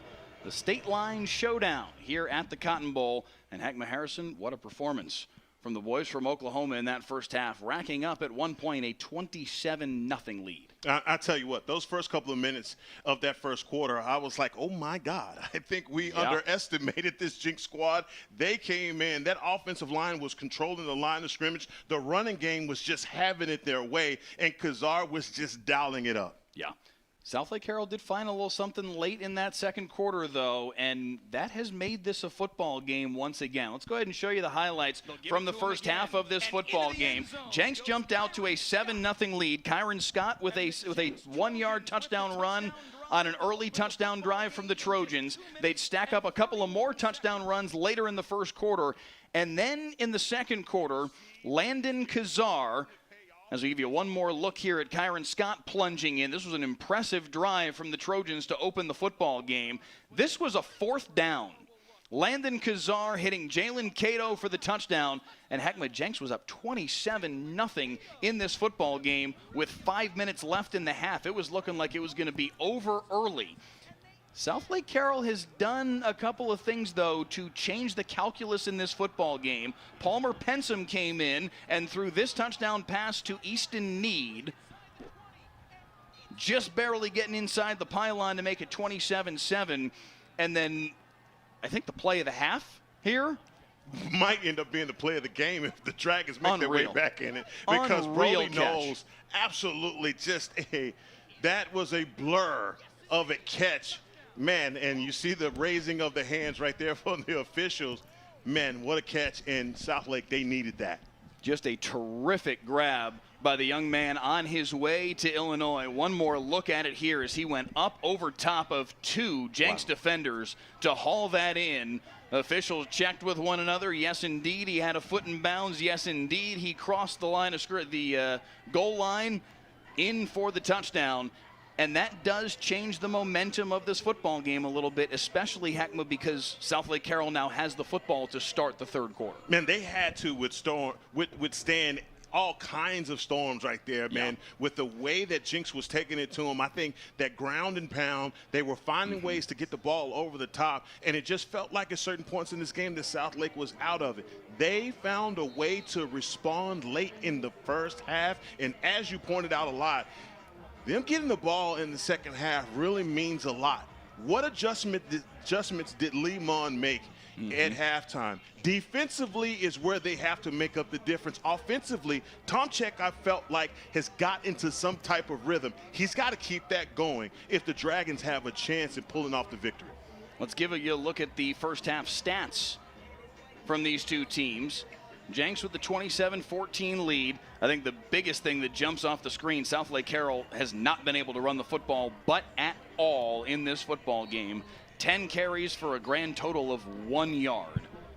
mean, but they are back in the game. Well, I like the effort. You get one, but at the same time, look at all the talent that you have on the outside. You're able to spread them out. They are unguardable one-on-one, and you see Jenks trying to get a safety over the top. But even with that, they're still unstoppable when you talk about what Brody Knowles is doing and Blake Gunner has the ability to do as well.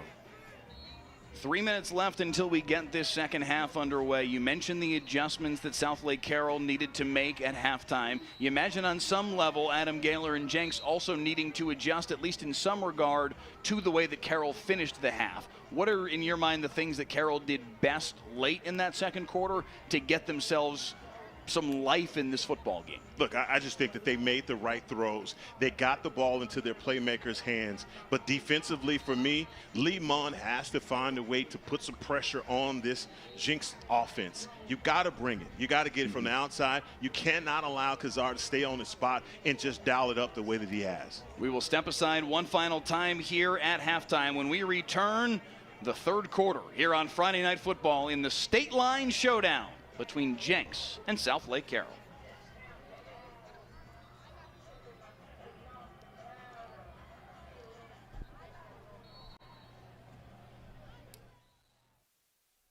The Dallas Wings play on KFAA 29. KFAA 29 is your exclusive local home for Paige Beckers and Dallas Wings basketball. See the full schedule at WFAA.com and watch the Wings live all summer long. Your official home for Wings basketball. Football. It's more than a game in Texas. From the biggest matchups to the stories behind the score, we're taking you across the Lone Star State to relive the best moments from the week. Texas high school football now. Streaming free on the WFAA app. Football. It's more than a game in Texas. From the biggest matchups to the stories behind the score, we're taking you across the Lone Star State to relive the best moments from the week. Texas high school football now. Streaming free on the WFAA app. Hey, I'm Matt Howardson. I help start your mornings on WFAA Daybreak. I grew up in a small town, Ennis, Texas. Still got the boots, still know the back roads. North Texas isn't just where we wake up, it's where we show up. It's where we wave back to our neighbors. That's why this job matters to me, because when news moves fast, you don't need noise. You need a team that knows you, that moves with you. Make the move to WFAA Daybreak. Watch anytime, anywhere, weekdays, 5 to 9 on WFAA.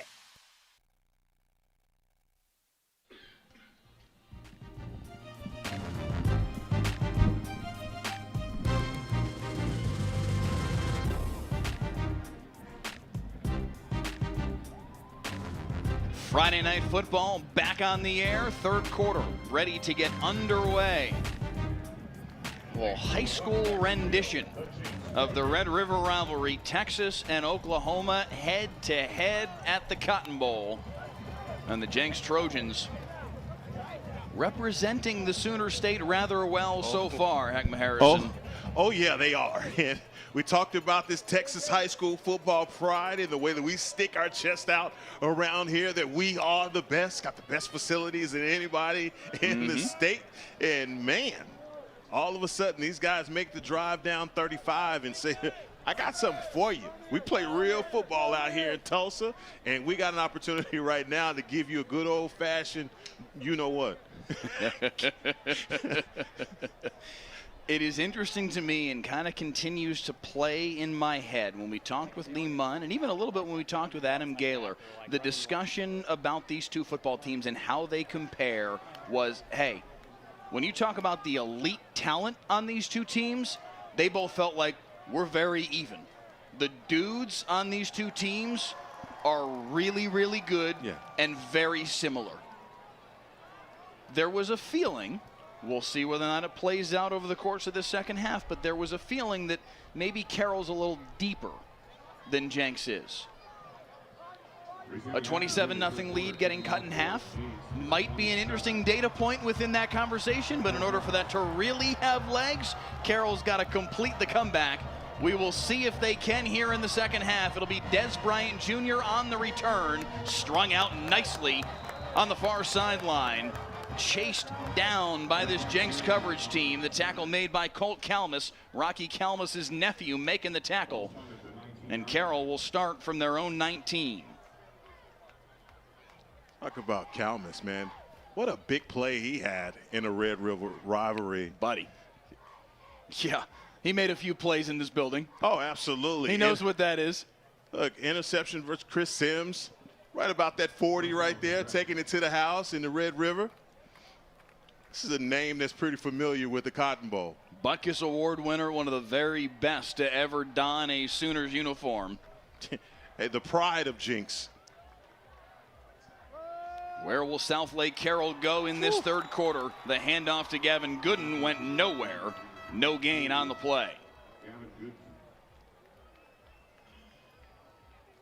They're not able to get anything going on the ground right now for the Dragons. They're snuffing it out. They started trying to get something going off the edges. They were running those end around the pop passes. None of it's working.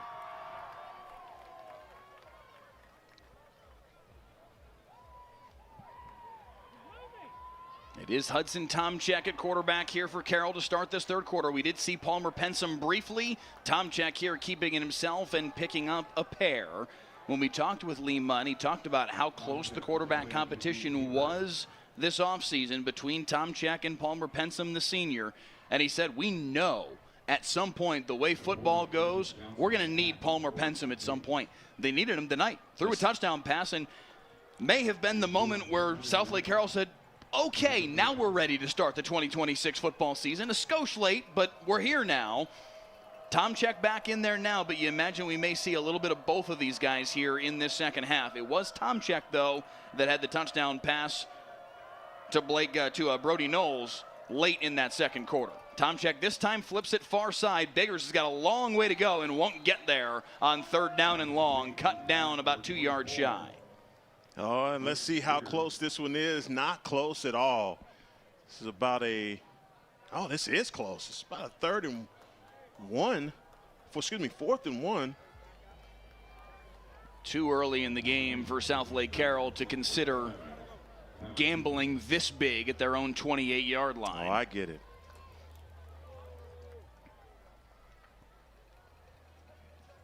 And they will bring on the punting unit. Line drive, spiraling punt, driving all the way back to the 21-yard line. Cade Klein with the fair catch. And that's where the Jenks Trojans offense will get back to work. Landon Kazar and company lighting up the scoreboard, Hackma, in that first half.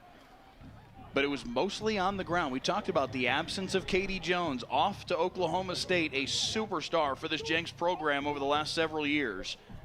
C.J. Wright, Kyron Scott, both rushing for touchdowns. Clark Carricker out of their Wildcat heavy package, their burrito package, is that what you called it? Burrito package, man. Running for a touchdown as well on what was a 4th and short. Clearly they can run the football at Jenks even with Katie Jones now wearing a Pokes uniform.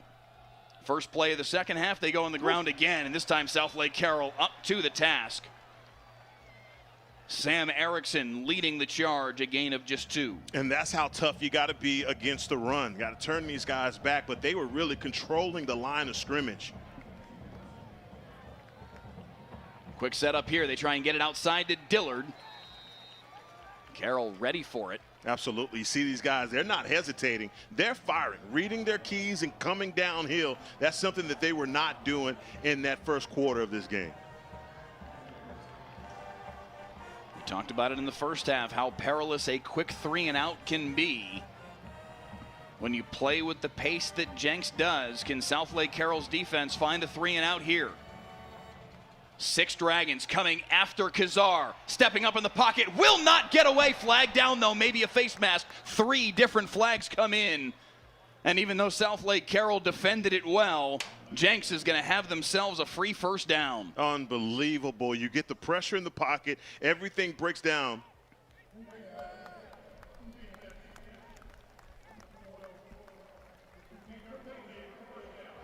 Everything breaks down, and you get the sack that you need, but can't grab that face mask.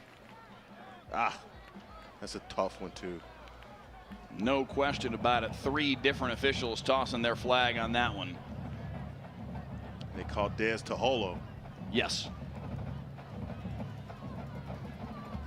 The trash talk in the live chat on YouTube about who's better between Texas and Oklahoma. California fans in the chat, Georgia fans in the chat, everybody's having their say on the WFAA YouTube channel right now. Near side, Caleb Dillard coming back to make the catch, diving forward, and appears that he will indeed have another by the yard first down right at that midfield stripe. My question is, what position is this kid going to play at the next level? I mean, They say safety, but he's a good wide receiver. Standing as a wide receiver. Oh, The my. edge for C.J. Wright, the 5'7" speedster down the sideline, knocked out of bounds inside the 10. You know, they say speed kills, and you see it right there. C.J. Wright, there's no one on this field that could probably win in a foot race with this young man. Unbelievable speed, but again, those seal blocks on the outside, man, just making it look so simple for the Trojans. Another by the yard first down. They are into the BJ's red zone. C.J. Wright, a 10.5 100-meter kid, scorching down that sideline. Now Dillard on the Wildcat look. Well defended by Southlake Carroll, a gain of just a yard. And this offensive line really just getting back in rhythm. Where they were in that first half, that is where they won that game in the those first 2 quarters. Absolutely dominating. That kid right there, man, Landon Kazar, was hurt the first game of the playoffs. First play. First play. The semis, yeah. Yes, first play. The semifinals, that's one they wish that they could have had back. They'll throw it here, nearly intercepted. Oh my! He almost put that right in the breadbasket of Dane Wilson. Gosh. I mean, and that's one that he and Caleb Dillard, these two guys have worked together so long, and that was just one that Kazar missed on.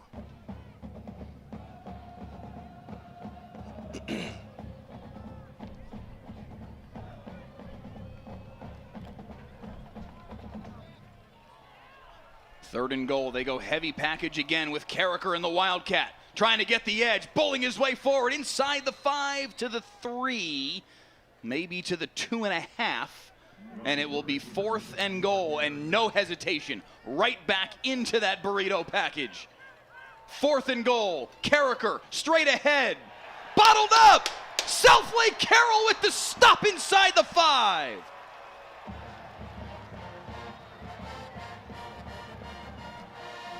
Mike, that's a play that I'm sure Coach Gaylor, they're going hurry up, getting right back to the line of scrimmage, but the Dragons not blinking. Low man is going to win every time in football.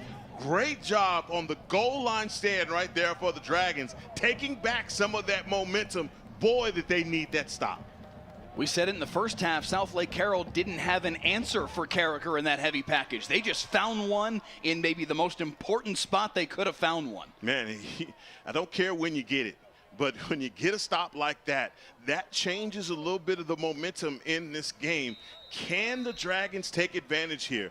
They're on their own 2-yard line. Man, they got 98 yards to prove it.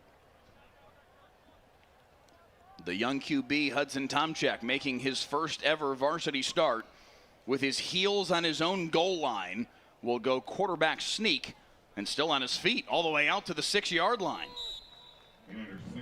Good push. Scott, just give me a little bit of real estate. So I'm not passing this ball, trying to get something off here from my own end zone. First a 4-yard gain out to the 6-yard line. Brings up second down.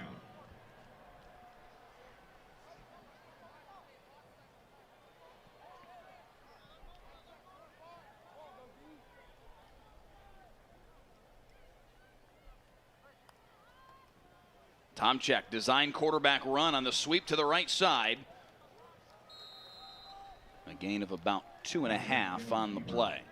Shout out to everybody joining us on the WFAA YouTube channel, on the WFAA app, on KFAA channel 29 tonight here in the DFW area, and on KJRH channel 2 up in Tulsa, Oklahoma. We appreciate y'all joining us tonight for the inaugural Friday Night Football telecast here in 2026. A couple of players down, one on each side. That's number 52, Will Barley, down for the Dragons. Can't see who that is in maroon. Barley checking in for the Dragons.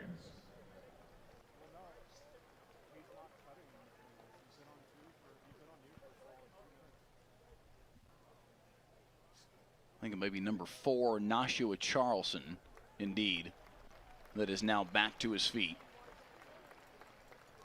Both players walking off under their own power.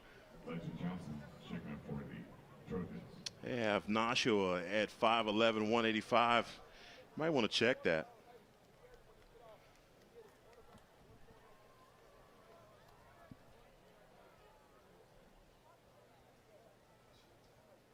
Charlson laboring to get off the field, but is doing so under his own power. Hopefully we'll see both 4 and 52 back on the field here in the not too distant future. Yes, good to see him walk off. We have crested 11,000 of you joining us on the WFAA YouTube channel.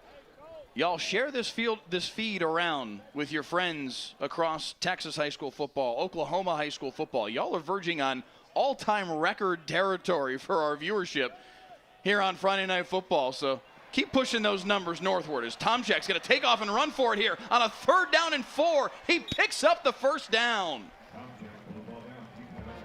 That's a good job by Tomczak, because if he would have forced the throw right there, he may have forced an interception.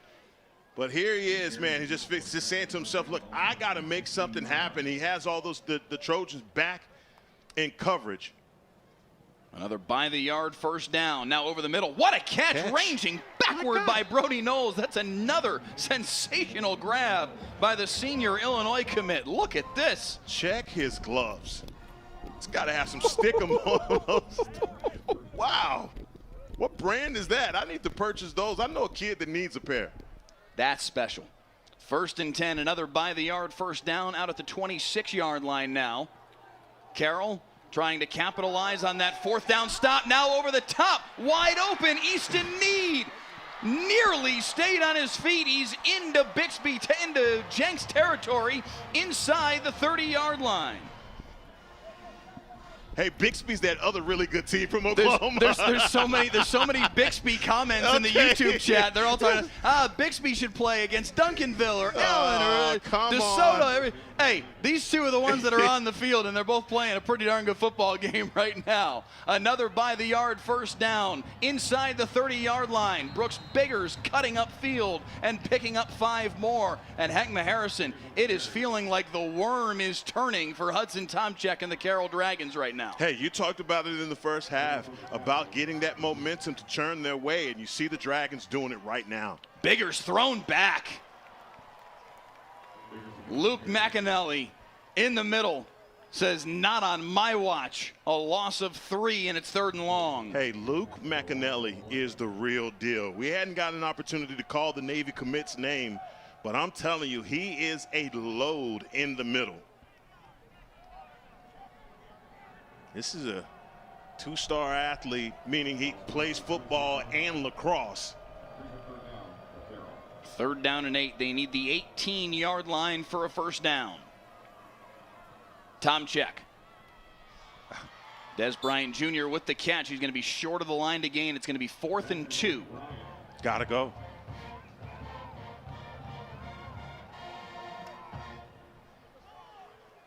Under 4 minutes in the 3rd quarter. Boy, you got to have it.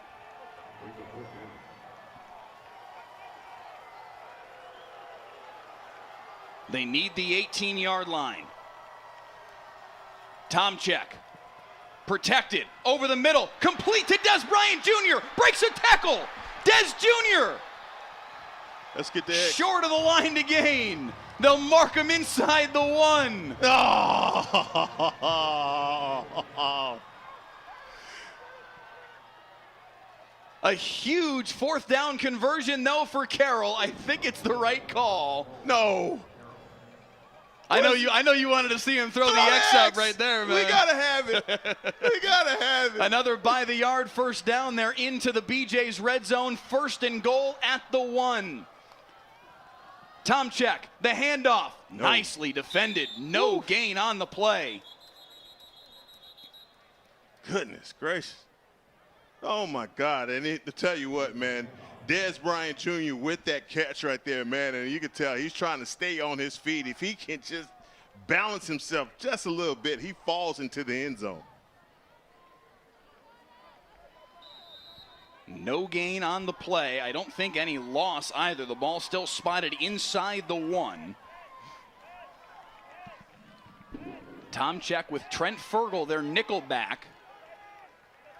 To his left, Tomczyk scanning, is going to take off and run for it. Hudson Tomczyk with the touchdown run, and Carroll is back within a score. Look, I got to say this about Hudson Tomczyk. He made some great decisions on that drive. A couple of times, if he had forced the ball down the field, it would have been an interception. Was late on a few of them, but man, I tell you what, when you needed it the most, this kid has had some gutsy throws, and nothing better than what you see right there, surveying the field, finding an open lane, and getting into the end zone. Carroll paying off the trip to the BJ's red zone. They were down 27-0. It is 27-21, under 3 to play in the 3rd on Friday Night Football.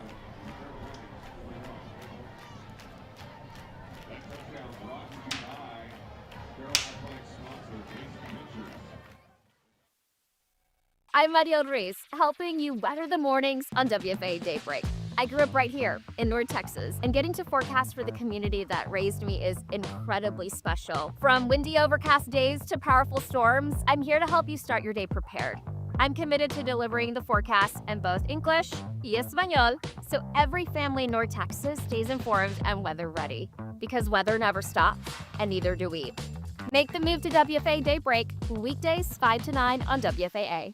The Dallas Wings play on KFAA 29. KFAA 29 is your exclusive local home for Paige Beckers and Dallas Wings basketball. See the full schedule at WFAA.com and watch the Wings live all summer long. Your official home for Wings basketball.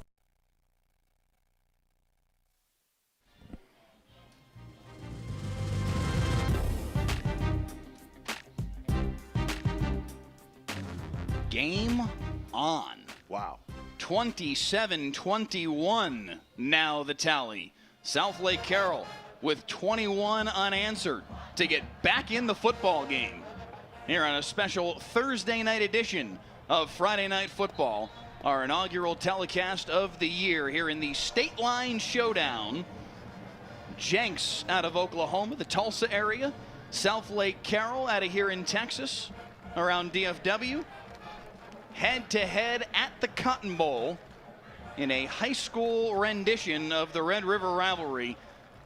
Jenks jumped out to a 27-0 lead in this game. Heckma Harrison, how has Southlake Carroll reeled them back in? No, they found a way on defense to force some bad mistakes, and I think it was that goal line stance from Southlake that pushed their believe meter over the edge. That was exactly what they needed. Look at this cut right up the field from C.J. Wright. Close to first down yardage, a pickup of 9 on the first play of the possession. This is now an opportunity for Jenks to bark back. Yeah, and C.J. Wright, I tell you what, C.J. Wright and Scott, you know, I want to call them thunder and lightning, but it's just really the change of pace that they both come to the game with. And that's been the hardest thing for the Dragons to adjust to. I mean, for C.J. Wright, you're just sitting there, you're holding your breath, because if this guy misses one, if you miss a tackle on him, 2 tackles on him, he's out the back door and he is gone. Meanwhile, Kyron Scott is just a load.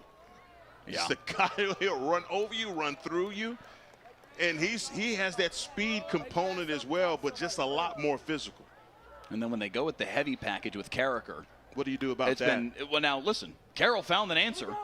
Listen, that was, let's not forget, that was a 98-yard touchdown drive that Southlake Carroll just put together. 98-yard touchdown drive after a 4th and goal stand. That is a colossal moment in this football game, and it is why Carroll is still in this. 2nd down and 4. Did that get scooped up? It did indeed. It did. Nice catch by Jalen Cato. I thought it might have skipped to him. Official was all over it. No, Cato. Just high enough, and yeah, nice grab. Yeah, how he pulled that one off that grass, beyond me. Now Cato is the one who is down after the play. We've seen this on back-to-back plays now. Quickly back to his feet, though. The heat not as bad today as it has been, but still certainly a factor. Yeah, maybe a little cramp. I didn't know what it was. You know, a lot of these guys, I'm down, I'm alive, I'm back down. It is almost 10 o'clock at night. It is 92 degrees. It's hot. And I promise you, it is hotter down there on the field. Under 2 to play in the 3rd quarter. Flags at the snap.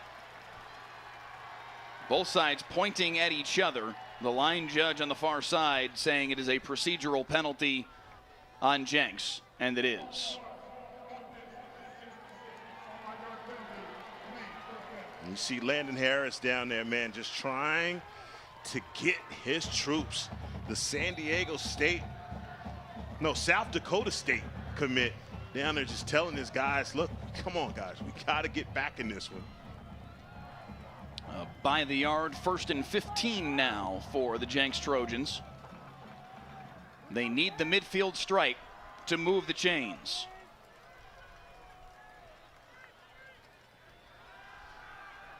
Kazar protected well, heaves it downfield. Dillard is down there but can't make the catch. Oh. Wanted a flag, he won't get one.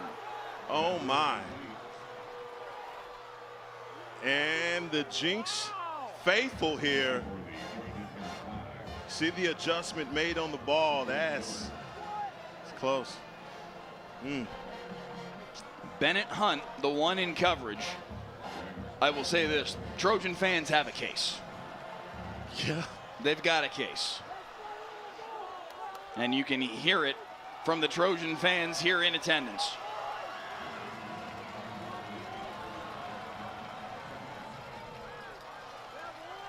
Wow. 2nd and 15. Handoff up the middle. Snowed under after a gain of 4. Just getting back to the original line of scrimmage. Man, that was, I don't know about that. The YouTube feed lighting up right now in the live chat, saying that should have been defensive pass interference.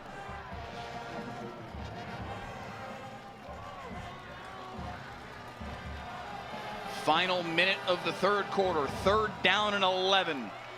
Southlake Carroll with every drop of the momentum. Kazar behind his intended target and incomplete. 4th down. Cato back on the field, and that was one that was behind him. Wow. Because he was there on that post. Kazar just missed him. And Jenks will have to punt yet again. They have not scored since the 5:07 mark of the 2nd quarter. A 4th down conversion where Kazar hit Jalen Cato. Nearly blocked was that punt. Fair catch called for and dropped. Bobbling around at the 21-yard line. Recovered. Inbounds by Jenks. Trojan football at the 21.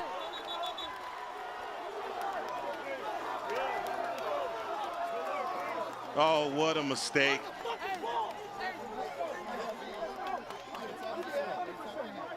We've got a conversation here with our 3 officials on the near sideline confirming what they saw. They gather together and say, indeed, it is Trojan football, recovered just inbounds after the muff on the fair catch attempt from Blake Gunner.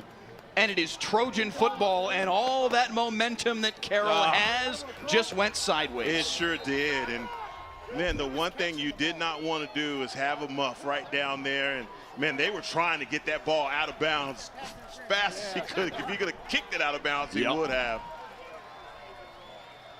1st and 10 at the 20. Knocking on the door of the BJ's Wholesale Club red zone.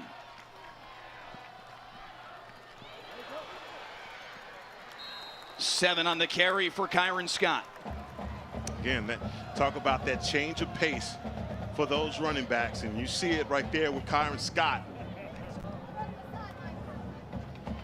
2nd down and 4. Scott again has the 1st down inside the red zone, inside the 10-yard line. Another by the yard 1st down, and now they're going tempo. Will they get the snap off here before the 3rd quarter comes to a close? They will not. Just barely. That's the end of the 3rd. The twists and turns of momentum in this football game tonight. 27-21. Jenks still with the lead. They were clinging for a while. All of a sudden, they've got an opportunity again. 4th quarter after this on Friday Night Football.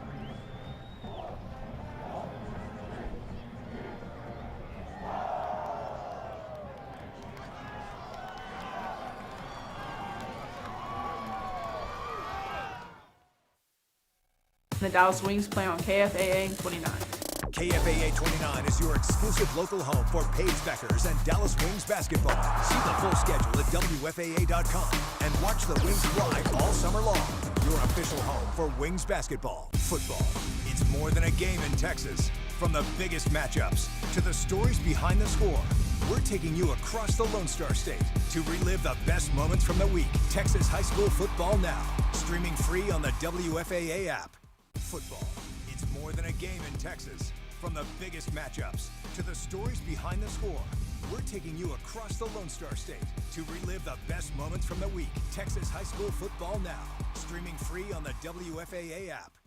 Hey, I'm Matt Howardson. I help start your mornings on WFAA Daybreak. I grew up in a small town, Ennis, Texas. Still got the boots, still know the back roads. North Texas isn't just where we wake up, it's where we show up. It's where we wave back to our neighbors. That's why this job matters to me, because when news moves fast, you don't need noise. You need a team that knows you, that moves with you. Make the move to WFAA Daybreak. Watch anytime, anywhere, weekdays, 5 to 9 on WFAA.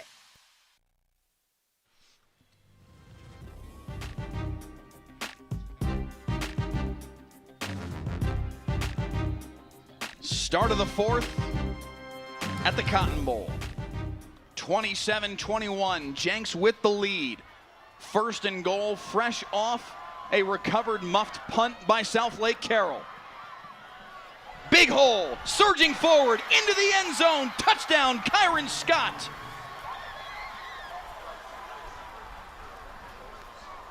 Jenks with their first score since mid-2nd quarter, and they reestablish a bit of control in this game. When the Trojans get sick of messing around, they send in the finisher, Kyron Scott. No one is in a hurry to try and get in front of that locomotive. And now it looks like they're going to go for 2 here and try and make it a 14-point lead, because they did have a missed PAT tonight. Scott will get the handoff again, surging, held up. No good.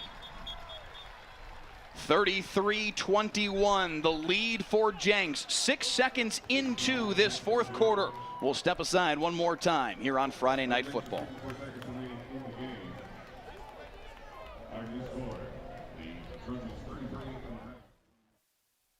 Football, it's more than a game in Texas. From the biggest matchups to the stories behind the score, we're taking you across the Lone Star State to relive the best moments from the week. Texas high school football now, streaming free on the WFAA app. I'm Dia Wald. I help start your mornings on WFAA Daybreak, a proud graduate of Irving High School. When they ask me, like, a place that means a lot to you, it's this place. It's not a place, it's people, baby. Yeah, it is. From watching my Horned Frogs to Dallas Cowboys games, North Texas is home. That's why doing this work matters to me. Because when news moves fast, you need a team that moves with you. Make the move to WFAA Daybreak. Watch us anytime, anywhere, weekdays 5 to 9 on WFAA.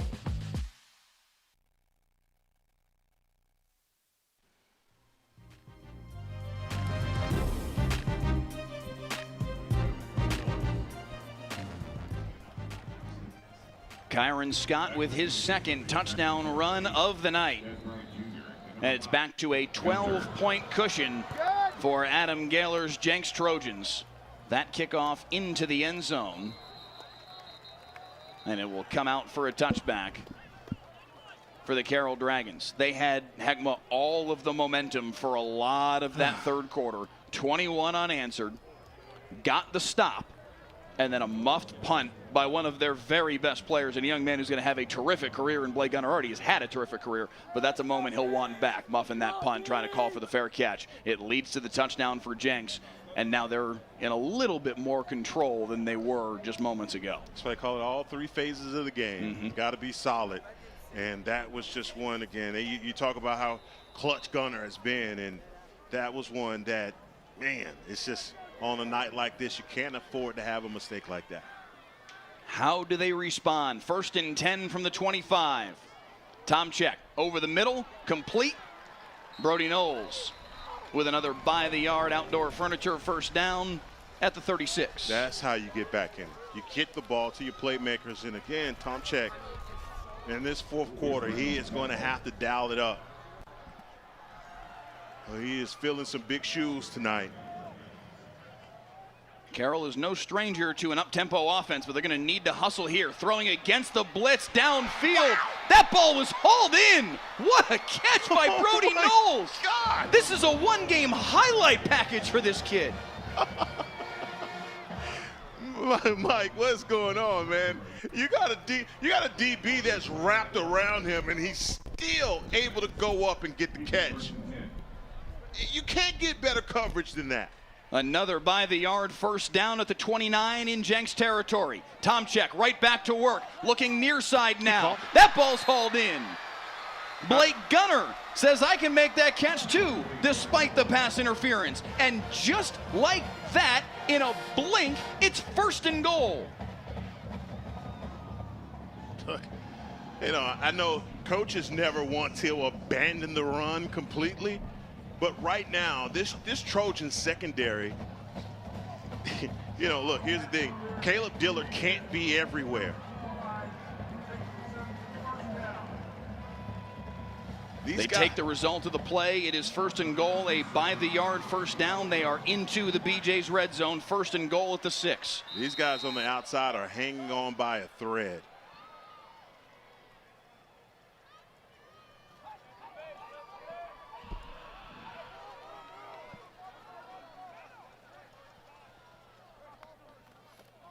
Tom Check with the handoff. The ball's loose. No. The ball is loose. Jenks thinks they have it. A fight for the football at the 6-yard line. Trojan ball. Gavin Gooden lost the football on the handoff. And for the second time in a couple of minutes, Carroll can't hang on to the football. Oh, that is crushing. You do all that good work. I think he runs into his offensive lineman. Unbelievable. Wow. What a game. Carroll was knocking on the door of a touchdown that would have come about a minute after Jenks had scored. Because even now, we are only 49 seconds since Jenks scored that touchdown. But the fumble inside the 5 by Gavin Gooden, the senior. And now Carroll's defense has got to go to work here. That is, oh man, how deflating is that? You got your two wide receivers just going to work in Knowles and Gunner. All of that goodwill. Tom Check getting the ball down the field. You get down right there to the doorstep and you turn it over. 2nd down and 7. Kazar with the handoff. C.J. Wright knifes his way forward to the 15. It'll be 3rd and 3. And one thing I like from this Carroll Dragons defense, the way that this defense has, the defensive line has answered the bell in the second half. You saw in that first half, again, these guys up front for the Trojans were just pushing them around. This second half has been a little different. 3rd down and a pair. Did anybody ever give us an answer on who 92 is? Not that I saw. Okay. He's good. Wright stood up, pushed back, no gain, 4th down. What a stance. Let's see. Let's see if they are going to punt. Wow, punt. There it is. Let's see if they want to bring the punt team on. I think I heard one of the Jenks Trojans politicking to try and go for it there. I think I heard him say heavy D. Maybe that's what they call what you were calling the burrito package. The heavy D package. Heavy D with Clark Carricker. They're not going to gamble like that. They will punt it away with the ball at their own 15-yard line.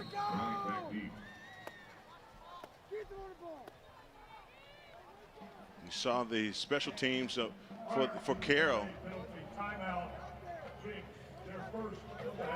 So Jenks burns their first time out in the second half to avoid the delay of game. 9 minutes even here in the 4th.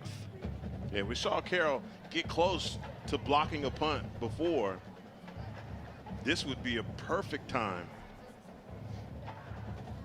for your special teams to make something happen. You saw Adam Gaylor there on the field, the head coach of the Jenks Trojans. His wife, Kinsey Gaylor, is a marvelous story. A woman that was diagnosed with triple-negative breast cancer, one of the very worst forms of breast cancer, 2 days before Christmas in 2022. Adam Gaylor said she is the epitome of toughness. She has fought this thing off. She has gotten to the point where she is now cancer-free. She is here tonight for this football game, now almost 4 years after the fact. She has had an incredible battle, but she has fought this thing off. And Adam Gaylor and his football team have a pretty good example of toughness to look at in moments like this where they need to come up with something. Just an incredible. You and I were watching the story earlier today that was done by our friends up at KJRH Channel 2 that are carrying the game tonight. A marvelous story. And listen, a hard story. It is. That was hard. But she fought through that hard Yes, story. she did. And after watching and reading it and just seeing her determination, talk about a hero.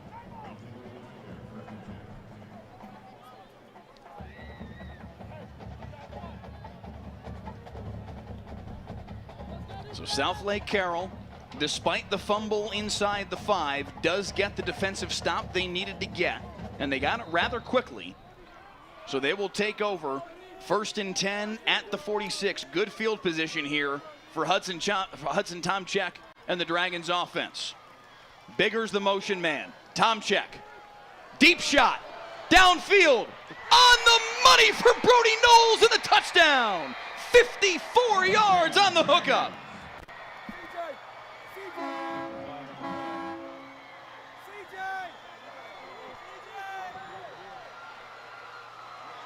And all the young people around the world say, blur! That's exactly what you just got right there. Brody Knowles. Make him say your name. He is having a ridiculous night. And this, from Tomczyk, is the best ball of the year. Yes, sir.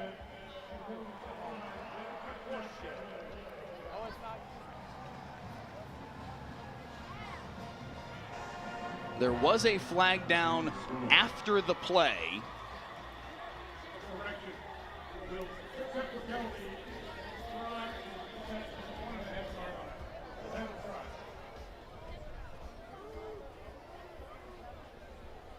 I believe that it is a unsportsmanlike penalty on Southlake Carroll, and it sounds like Jenks is going to decide to apply the penalty on the try?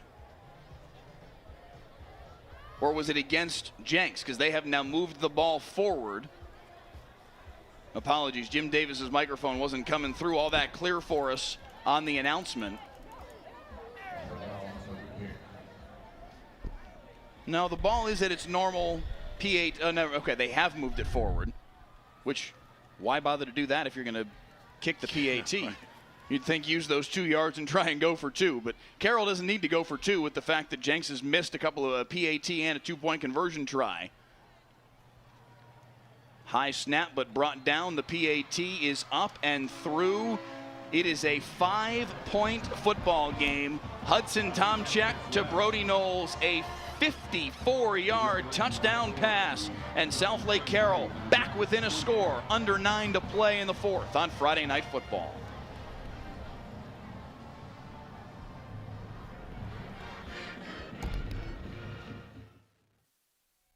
I'm Mariel Ruiz, helping you weather the mornings on WFAA Daybreak. I grew up right here in North Texas, and getting to forecast for the community that raised me is incredibly special. From windy, overcast days to powerful storms, I'm here to help you start your day prepared.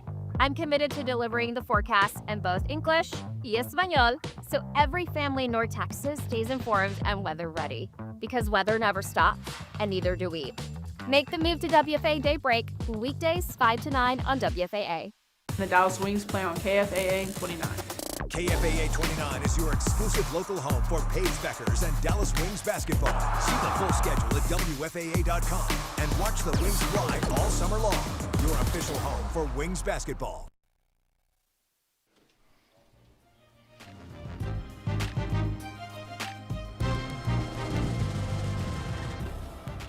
The Jenks Trojans do not have an answer for Brody Knowles. The touchdown reception makes it a 5-point game. Jenks still with the lead, though, and back with the football. And this young man is pretty special in his own right, C.J. Wright. Run out of bounds. Jenks looking for a flag. None coming. I think the officials deeming that that was just kind of natural momentum that carried all of that out of bounds, not any extracurriculars. Well, 8:34 here, Mike. This is one of those drives for the Trojans. You got to change the momentum in this game, because now they are against the ropes. They take over at their own 26-yard line. 8:34 to play in the 4th quarter. This is a team that likes to go up-tempo. Can you find some 4-minute offense? Oh my goodness, nearly threw an interception on the first play of the possession. Cole Spaeth was hunting that football. Spaeth has been right there a few times, and if that ball is just a little bit higher, he's going the other way.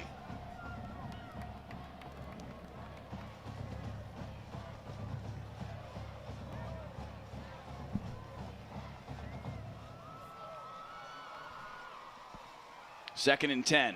Kazar is going to keep it himself. Oh my, gets baptized for it. Oh man, Landon Harris with bricks in his pockets. Hey, man, you're going to need to take a leave. You keep running that.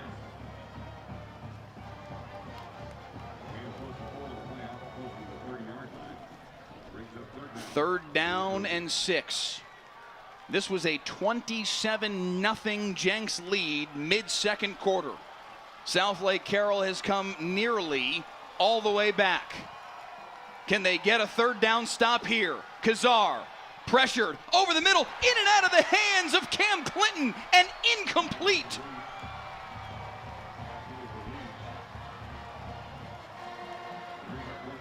This Jenks team has not blinked the entire night.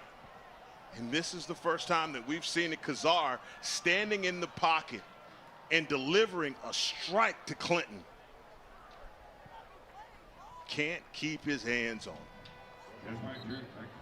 4th down, and the Trojans have to punt it away. 7:46 to play in the football game. Des Bryant Jr., deep to return. Son of the Dallas Cowboys legend. Had a big 4th down reception earlier in this football game. Calls for the fair catch here at the 33. Oh, well now.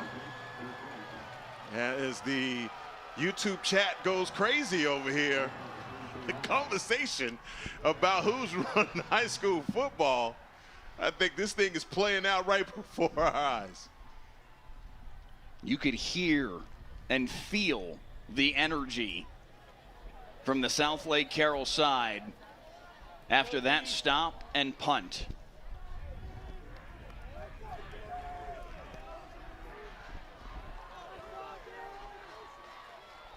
They have better get a safety over the top of number 1.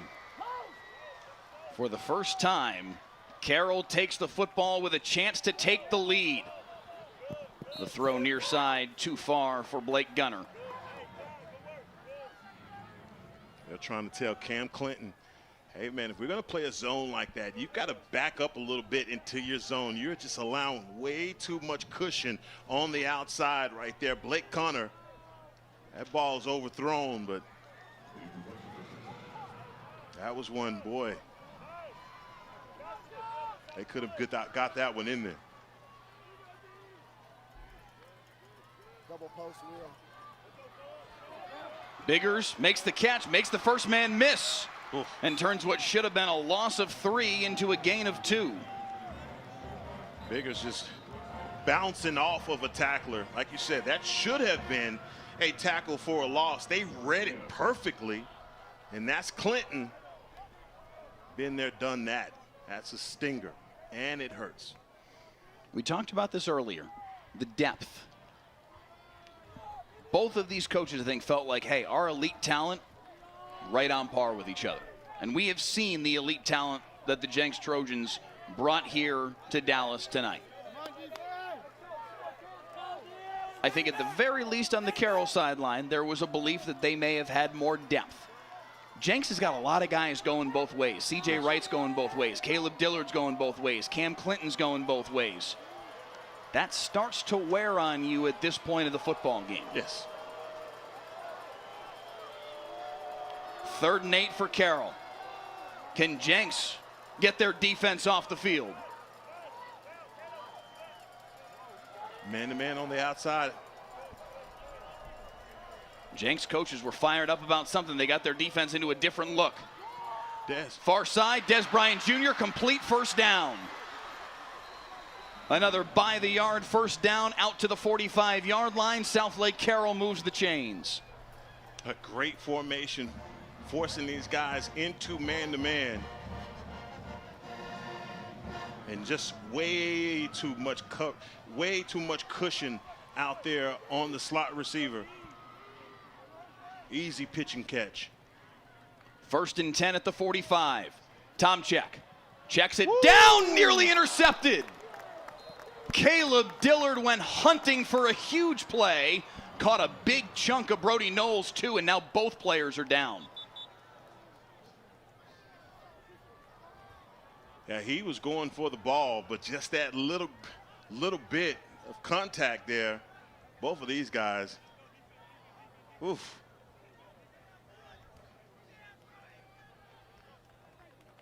Dillard was frustrated and then got up and realized that something was hurting him. Grabs for that right leg.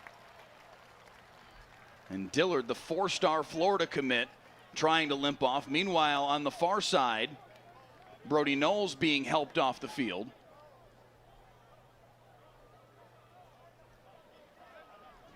I thought you had to come off. But Dillard walking right back out there, maybe bang knees. Dillard's going to try and stay out there. And there we go. Now the officials clock it. I wonder, I know we talked about some of the rules differences between Oklahoma and Texas high school football. More so relative to Jenks play calling and substitutions. Candidly, I'm not sure if the rule is different in Oklahoma relative to if a player gets hurt. I would think that should be pretty standard across the board, but I admit I'm far more familiar with Texas high school football rules than I am Oklahoma. The very next play, they're going to go deep down the sideline looking for Blake Gunner, but nothing doing. It'll be 3rd down. Trying to go right back to the big play, chunk yards, and I don't blame Hudson Tomczyk for trying to seal the deal, but you got Des Bryant Jr. wide open underneath. Brody Knowles is back on the football field. And I believe, yes, Caleb Dillard is back on the football field as well. So both young men that went down a playoff, right back out there for a critical 3rd and 10. Carroll needs the 40. Backpedaling, firing over the middle, complete. First down and then some for Brody Knowles. Finally bottled up at the 31. And they are bringing pressure on the edges. Look at number 5. He is there. And Tomczyk lets the ball go right on time. That's a tough throw that Tomczyk just made, because that's all arm as he's backpedaling away from the pressure. Biggers on the 1st and 10 handoff and another by-the-yard first down. Picks up 6 on the play to the 25. What? That was guts right there by Hudson Tomczyk.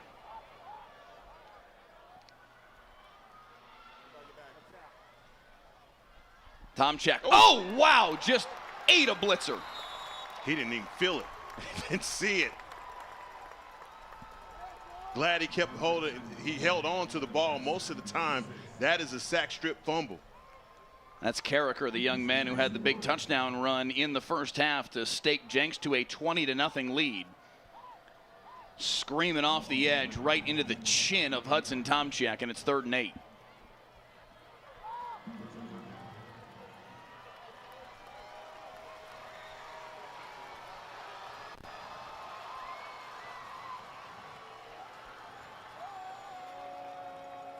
Blitz coming. Tomczyk throws over top of it. Biggers, can he beat one man?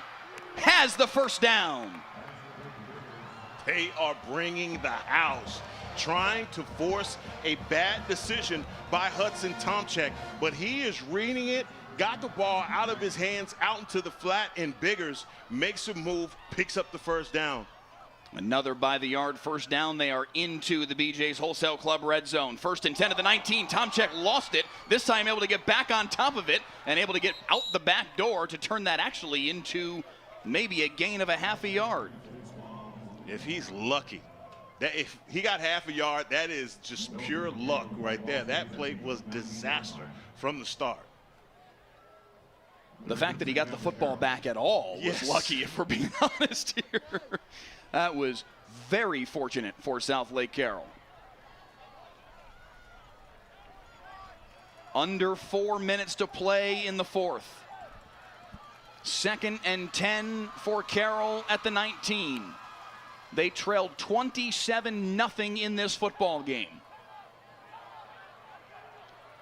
Again, man-to-man on the outside, Mike. Fergal. Not a lot of running room, only a yard on the play.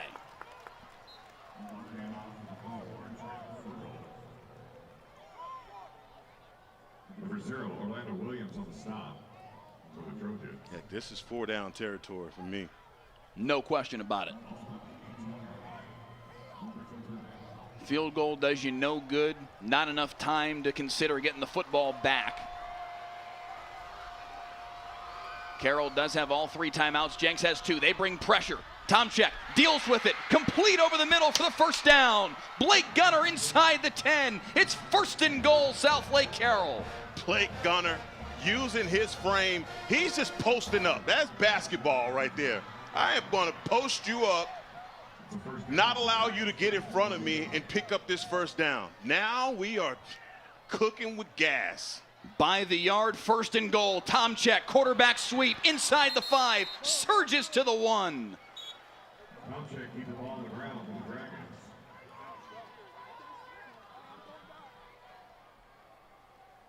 A gain of 5 down to the 3-yard. My, how the tide has turned.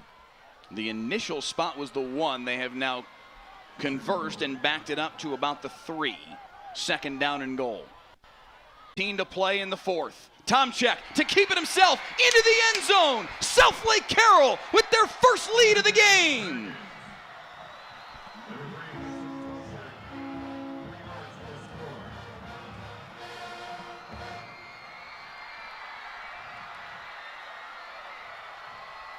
This game is far from being over. But Hudson Tomczyk in the second half of this game has played outstanding football.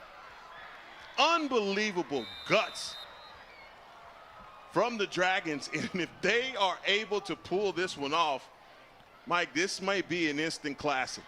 They will go for 2 to protect against a potential Jenks field goal and establish a 3-point lead.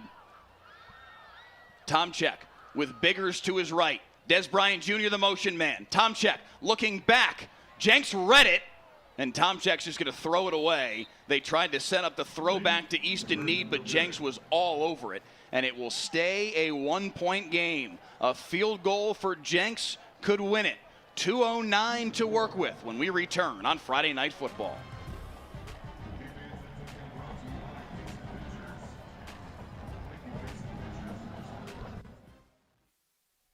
Football, it's more than a game in Texas. From the biggest matchups to the stories behind the score, we're taking you across the Lone Star State to relive the best moments from the week. Texas high school football now, streaming free on the WFAA app. I'm Dia Wald. I help start your mornings on WFAA Daybreak, a proud graduate of Irving High School. When they ask me, like, a place that means a lot to you, it's this place. It's not a place, it's people, baby. It is. From watching my Horned Frogs to Dallas Cowboys games, North Texas is home. That's why doing this work matters to me, because when news moves fast, you need a team that moves with you. Make the move to WFAA Daybreak. Watch us anytime, anywhere, weekdays 5 to 9 on WFAA.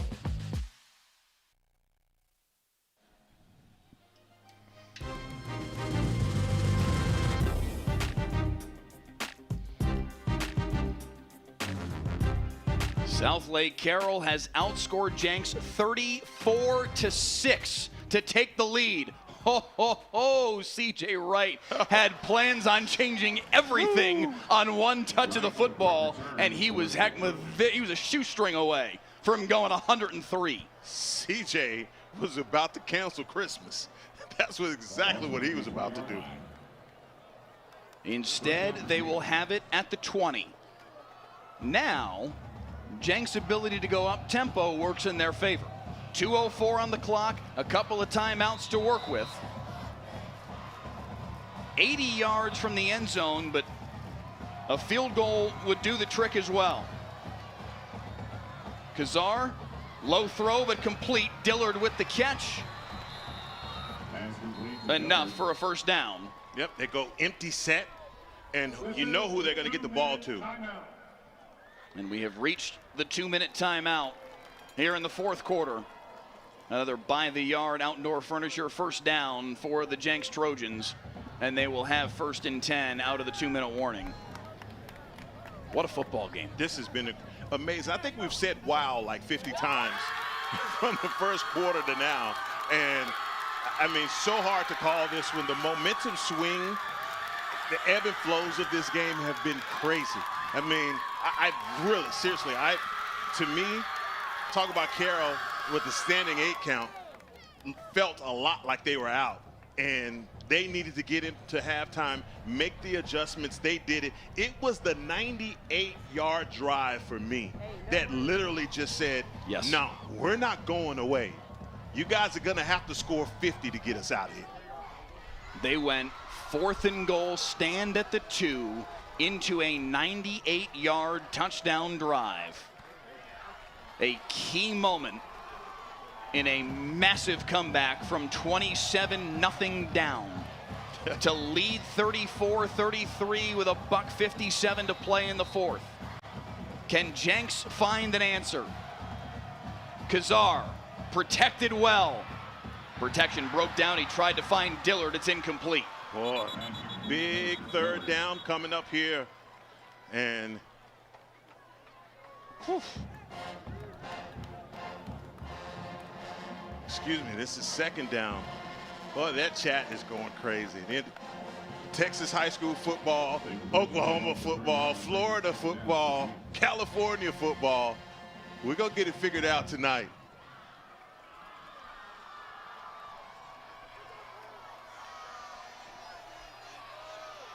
Empty set for Kazar on 2nd and 10. 4 wide receivers to the left of the formation. Over the middle, incomplete. Looking for Cato, well covered.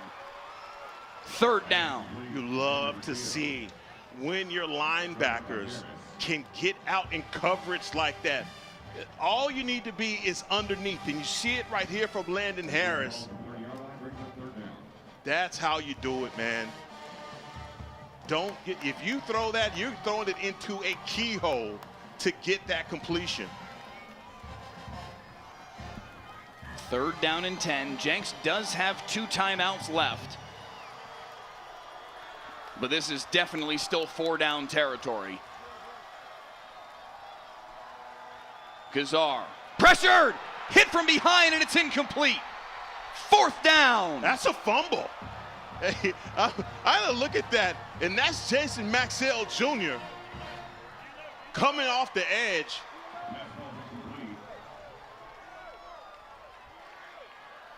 Son of the former Detroit Piston, they do rule it an incomplete pass. Oof.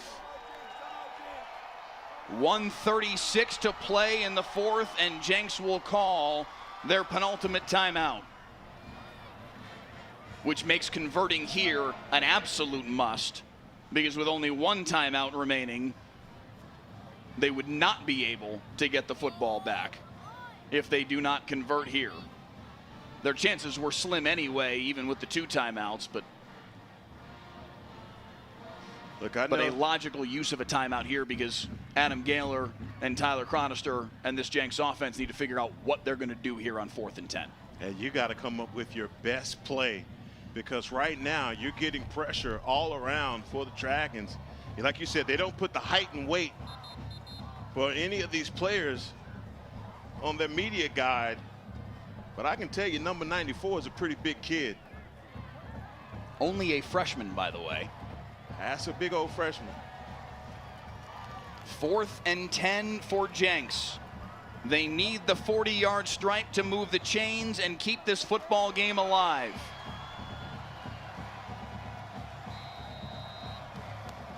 Got to play to the sticks. Motion man is Dillard, the 4-star Florida commit. Will Kazar look his way? Pressure coming off the edge. Kazar over the middle. What a catch by Dillard. That's a 1st down. No, incomplete. Incomplete. They say he didn't make the catch. Turnover on downs, and it's Carroll football. Oh, I want to see the replay. It looked like he got underneath it, as you see it here.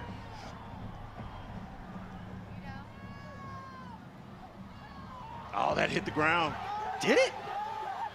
Oh, man. The entire Jenks sideline erupting as they see it on the video board here at the Cotton Bowl. Oh, it's really close. That's close. That's on the ground. Oof.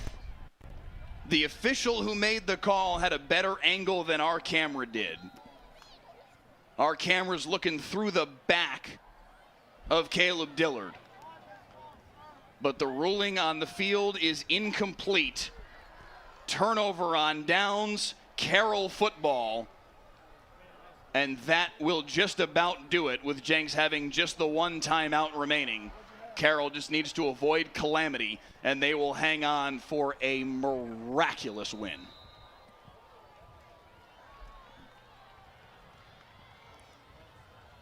They don't kneel on it. They hand it off to Biggers. He'll pick up a pair, and Jenks will use the 1 timeout that they had. Yep, that's what they were wanting to force. What a game. What a game. We have been a part of some classic matchups. But, man, in a setting like this, Mike, on a night like this, absolutely amazing. Incredible. Incredible. This game has lived up to the billing in every way imaginable. It came down to this play. 4th down and 10. A throw from Landon Kazar to Caleb Dillard. You be the official at home. Was this a catch or not? Dillard thought he had made a catch. The Jenks sideline thought he had made the catch. I thought in real time that he had made the catch. And it was not until he rolled over and saw the officials and saw, I believe, the second official that he actually made eye contact with before he saw the incomplete signal And again, barring an absolute disaster from Southlake Carroll here in the final buck 24, that is the moment that will end the football game. Here's the broadcast angle just to give you one other look at it. Again, live time, I thought it was a catch. But this line judge, who had a terrific angle right where he'd need to be looking, he's going to have the best look at this of anybody right there in the bottom right corner of your screen. He said it was incomplete. And now Southlake Carroll will take a knee. And the Dragons, after trailing 27-0 in this football game, are going to walk out of the Cotton Bowl somehow, Heckma Harrison, at 1-0. What did we just watch? I mean, Mike, unbelievable. Just got to say it like I've seen it. That was spotting a team 27 points, digging an incredibly deep hole for yourself, and the Dragons showing the heart of a champion, getting the first victory for Lee Munn as a head coach. Man, I tell you what, I'm sure Lee Munn is saying, look, at the rest of them, I don't need them to be this dramatic. He did tell us he had one opportunity to coach this Southlake Carroll team against Duncanville in the state semifinals in 2020. I don't think that's going to count on his record as a head coach, though. Not officially. Riley Dodge was the head coach then, had COVID for that state semifinal that they won against Duncanville. She was like, I've done this before. I know what I'm doing. Hey, you orchestrate a comeback like this, backs up anything you want to say about your ability as a coach. And I don't mean to say at all that he was bragging. He was not. But no. So as the conversation was going, I just kept saying, oh, you're a first-year coach, first-year coach. I've coached before. It's like, you guys don't forget about 2020 now. Third down here for the Southlake Carroll Dragons. One final kneel down, and that is it. Hudson Tomczyk, with the football in his hands, gets to walk out of the Cotton Bowl a winner. Unbelievable game, Mike. I mean, I have seen some games. We have called some incredible games. I tell you what, this was by far, this has got to be one of my favorite. I've never seen a team put themselves in a hole like this and have to battle back. Jenks gave them all that they can handle. Unbelievable football game. 34-33, the final score. Lee Munn and Adam Gaylor with a nice moment there at midfield. But the state line showdown goes to Southlake Carroll. Despite trailing 27-0, the Dragons carrying the flag for Texas rather well tonight. Well, they represented. And I tell you, there are a few players for this Dragon squad. This Hudson Tomczyk, that second half, that's as good a second half that I have seen for a young quarterback. He made all the right decisions. Put the ball in his playmaker's hands. Gutsy performance. No doubt. No doubt. 34-33, the final score for Heckma Harrison, Clay Marshall, and our entire crew here. We will say goodnight to our friends in Tulsa. We will take one final break and come back and give you our player of the game and our play of the game. But a terrific performance tonight from both of these teams in a really special football game here in the State Line Showdown. Friday Night Football back right after this.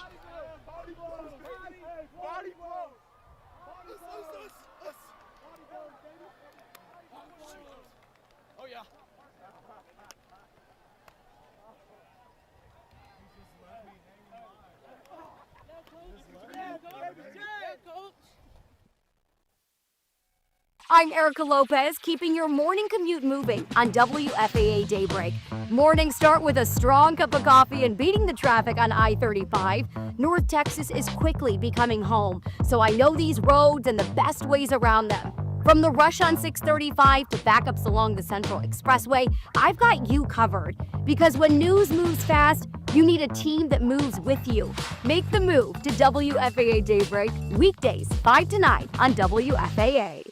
I'm Cynthia Izaguirre. I'm Joe Trahan. I'm Pete Delkus, Chief Meteorologist at WFAA. I'm Chris Lawrence, bringing you the news every night at WFAA. It is my passion to give local foster children a voice and help guide you and your family to the truth in a complicated world. I don't just report on this community, I belong to it. I've dedicated my life to public service, and it's made me a better father and journalist. News impacts your life, and it deserves care, context, and reporting you can trust. Our teams reflect the heart of this community. The wins matter. The losses sting. But the moments, the people, that's what connects it. Here in North Texas, weather touches our lives from daily plans to life-changing storms. I love helping our community stay safe, and that's why I love sharing these weather stories with you. And at WFAA, we are here for all of it. These are the stories that move North Texas. I'm Greg Fields, getting you weather ready on WFAA Daybreak. From bitter cold to blistering heat and severe storms, we've navigated North Texas weather together for nearly 3 decades. When I'm not tracking storms, I'm tracking down vintage vinyl or firing up the grill. From Fort Worth to Forney, I'll keep you prepared for whatever's coming our way. Because weather never stops, and neither do we. Make the move to WFAA Daybreak. Watch anytime, anywhere. Weekdays 5 to 9 on WFAA. The Dallas Wings play on KFAA 29. KFAA 29 is your exclusive local home for Paige Beckers and Dallas Wings basketball. See the full schedule at WFAA.com and watch the Wings live all summer long. Your official home for Wings basketball. I'm Mariel Ruiz, helping you weather the mornings on WFAA Daybreak. I grew up right here in North Texas, and getting to forecast for the community that raised me is incredibly special. From windy, overcast days to powerful storms, I'm here to help you start your day prepared. I'm committed to delivering the forecast in both English y Espanol, so every family in North Texas stays informed and weather ready. Because weather never stops, and neither do we. Make the move to WFAA Daybreak, weekdays 5 to 9 on WFAA. Football, it's more than a game in Texas. From the biggest matchups to the stories behind the score, we're taking you across the Lone Star State to relive the best moments from the week. Texas high school football now, streaming free on the WFAA app. Football, it's more than a game in Texas. From the biggest matchups to the stories behind the score, we're taking you across the Lone Star State to relive the best moments from the week. Texas high school football now, streaming free on the WFAA app.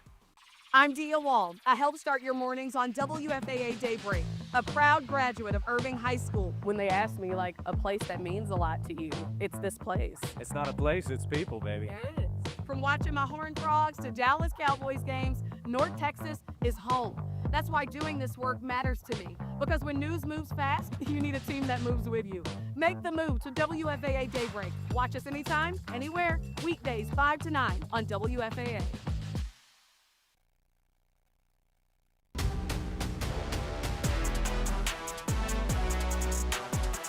Here's tonight's Friday Night Football Play of the Game, sponsored by the Children's Health Andrews Institute. Was there ever any doubt?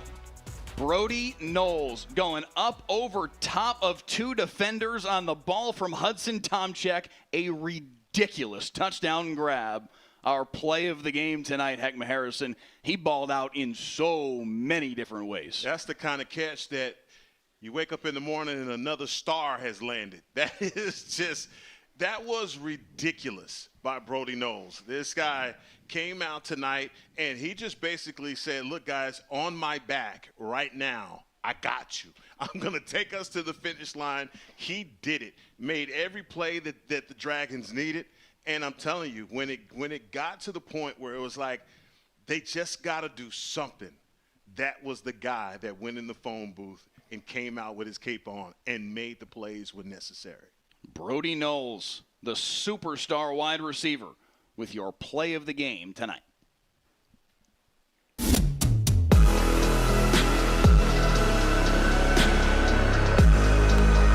And now, the Texas de Brazil on fire player of the game. Now listen, we could have gone with Brody Knowles for this too, but Hudson Tomczyk with a special kind of night in his first game as a varsity starter. That ball on a 54-yard touchdown pass to Brody Knowles was terrific. But Heckma, to me, it's the story of Hudson Tomczak's night that makes him the player of the game. Oh, yeah. This is a kid that came out of the game for a little bit. I don't know if you can say pulled, quote unquote, but he came out of the game for a little bit. Palmer Pensum came in and threw a touchdown pass. It was a tough start to this football game, not just for Hudson Tomczak, for all of Southlake Carroll, but Hudson Tomczak was part of it. This dude answered in a big-time way. Couple of touchdown passes, couple of touchdown runs, and brings his football team all the way back for a 34-33 win. That's a big-time performance and the kind of game that makes everybody on that sideline go, that's our quarterback. Absolutely. And, you know, when people say that football is a microcosm of life, you saw it right there for that young man. This is one of those tapes for the ages. You show people this. Hey, you need a quarterback that can go through that kind of adversity in a game, and when you absolutely need him to make a play, he still has the guts to deliver the way that he did on that pass to Brody Knowles. Like I said, I'm watching him on that 98-yard drive that they had. Mike, there was a few of the throws that he didn't throw that I said, smart decision, young man. Yeah. Because he would have been even on the 1-yard touchdown run that got them back with, I think it was the one that made it 27-21. Yes. Where he was looking to throw, and that's the wrong call, and saw a cavern and took it. And then you think about the muff punt, and, you know, they're still down. But, man, this kid, Hudson Tomczak, I can't say enough good things about the way that he handled his business tonight, and can't wait to see what he does as this – the road didn't do anything but get more difficult from here for the Dragons, but this is going to show everybody that this kid is willing and definitely ready to carry the load. So I love this. Gerald McCoy, brief Dallas Cowboy, former Oklahoma Sooner. Yes. Earlier tonight, standing up for Jenks, says, Jenks on Southlake Carroll neck right now. Let's go, Oklahoma. 8 minutes ago, Des Bryant quote tweets him, says, what? Stop it. Stop it. No. Hey, I tell you what has been entertaining has been the chat, the feed tonight. There has been so much back and forth about who's king of high school football. And this is an argument. Hey, you're going to see it. DeSoto has to go out to Florida. A lot of teams are making St. Thomas Aquinas. And I'm telling you, man, these are arguments that go on all over the nation in locker rooms. That's what makes this fun. I'm telling you. But the thing is that they get to decide it on the field. Let me just say this about Jenks. They were as advertised. Yes. They came right out here. They played fast. They played furious. And to me, Mike, they just ran out of gas. Yeah. They ran out of gas. In 98-degree heat. The pace that they played with, I just think it was too much. And then at the end of the day, they just succumbed to it. And look, they had a team that was right there with them. And you got to give the credit where credit is due. The Dragons took care of business tonight. Friday Night Football is sponsored by Texas Day Brazil, an experience for all senses, from the sizzle of skewers on the grill to the vibrant colors of our fresh offerings. Texas Day Brazil, a feast for your eyes, ears, and taste buds. We saw quite a show on the very first night of the Friday Night Football season this evening, and we get to run it back and do it again tomorrow. Aledo at North Crowley as the Aledo Bearcats make their 6A debut.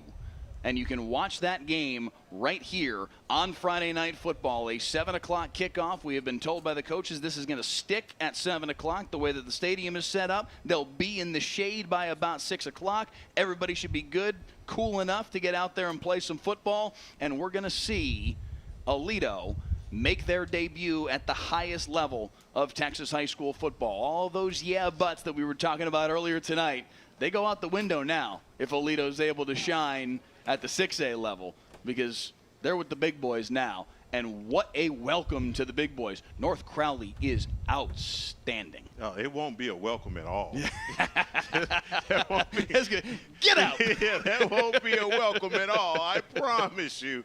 That's going to be one of those games, boy, that I tell you, you got to button that chin strap up to the extra notch because there's going to be some hitting going on tomorrow in North Crowley. No doubt. No doubt. Want to tell you about some of the other things that we've got coming over the course of this fall here on the WFAA Digital Network as well. Our WFAA app, WFAA.com, the WFAA YouTube channel. We will have a volleyball package this season as well, and we start with our very first volleyball match of the year, Tuesday night, September the 1st at 6:30 at Highland Park. A team ranked number 2 in the state in 5A against the Allen Eagles, a team who just snapped Byron Nelson's vaunted winning streak and is ranked number 1 in the state in 6A. Head-to-head, you can watch that game right here on the WFAA YouTube channel and the WFAA app Tuesday night at 6:30.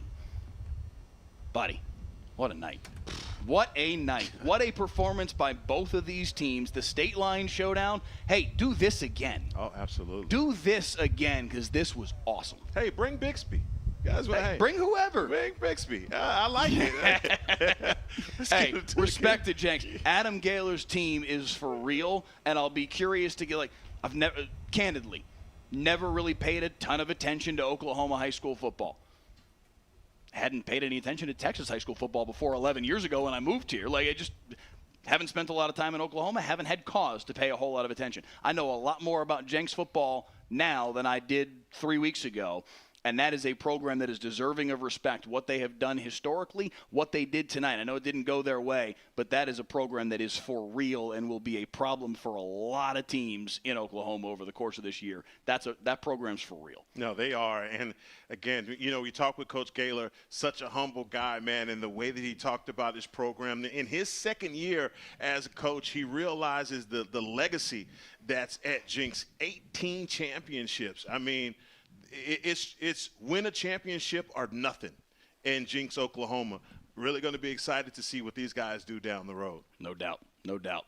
We thank you all for joining us tonight. What a football game. What a performance from both of these teams. Southlake Carroll trailed 27-0 and comes all the way back to get a thrilling 34-33 win and start the year 1-0 with a win in the state line showdown. For our entire Friday Night Football crew, Heckma Harrison alongside our director, Clay Marshall, our photographers, Graham Rayner and Cody Pryor, our digital coordinator back in-house, Paul Wedding, our executive producer, Sean Hamilton, on hand in person tonight. I'm Mike Leslie. Thanks so much for joining us. We will see you tomorrow night. Aledo and North Crowley head-to-head, but Hudson Tomchek and Brody Knowles carry the moment and bring Carroll to 1-0. Good night, everyone.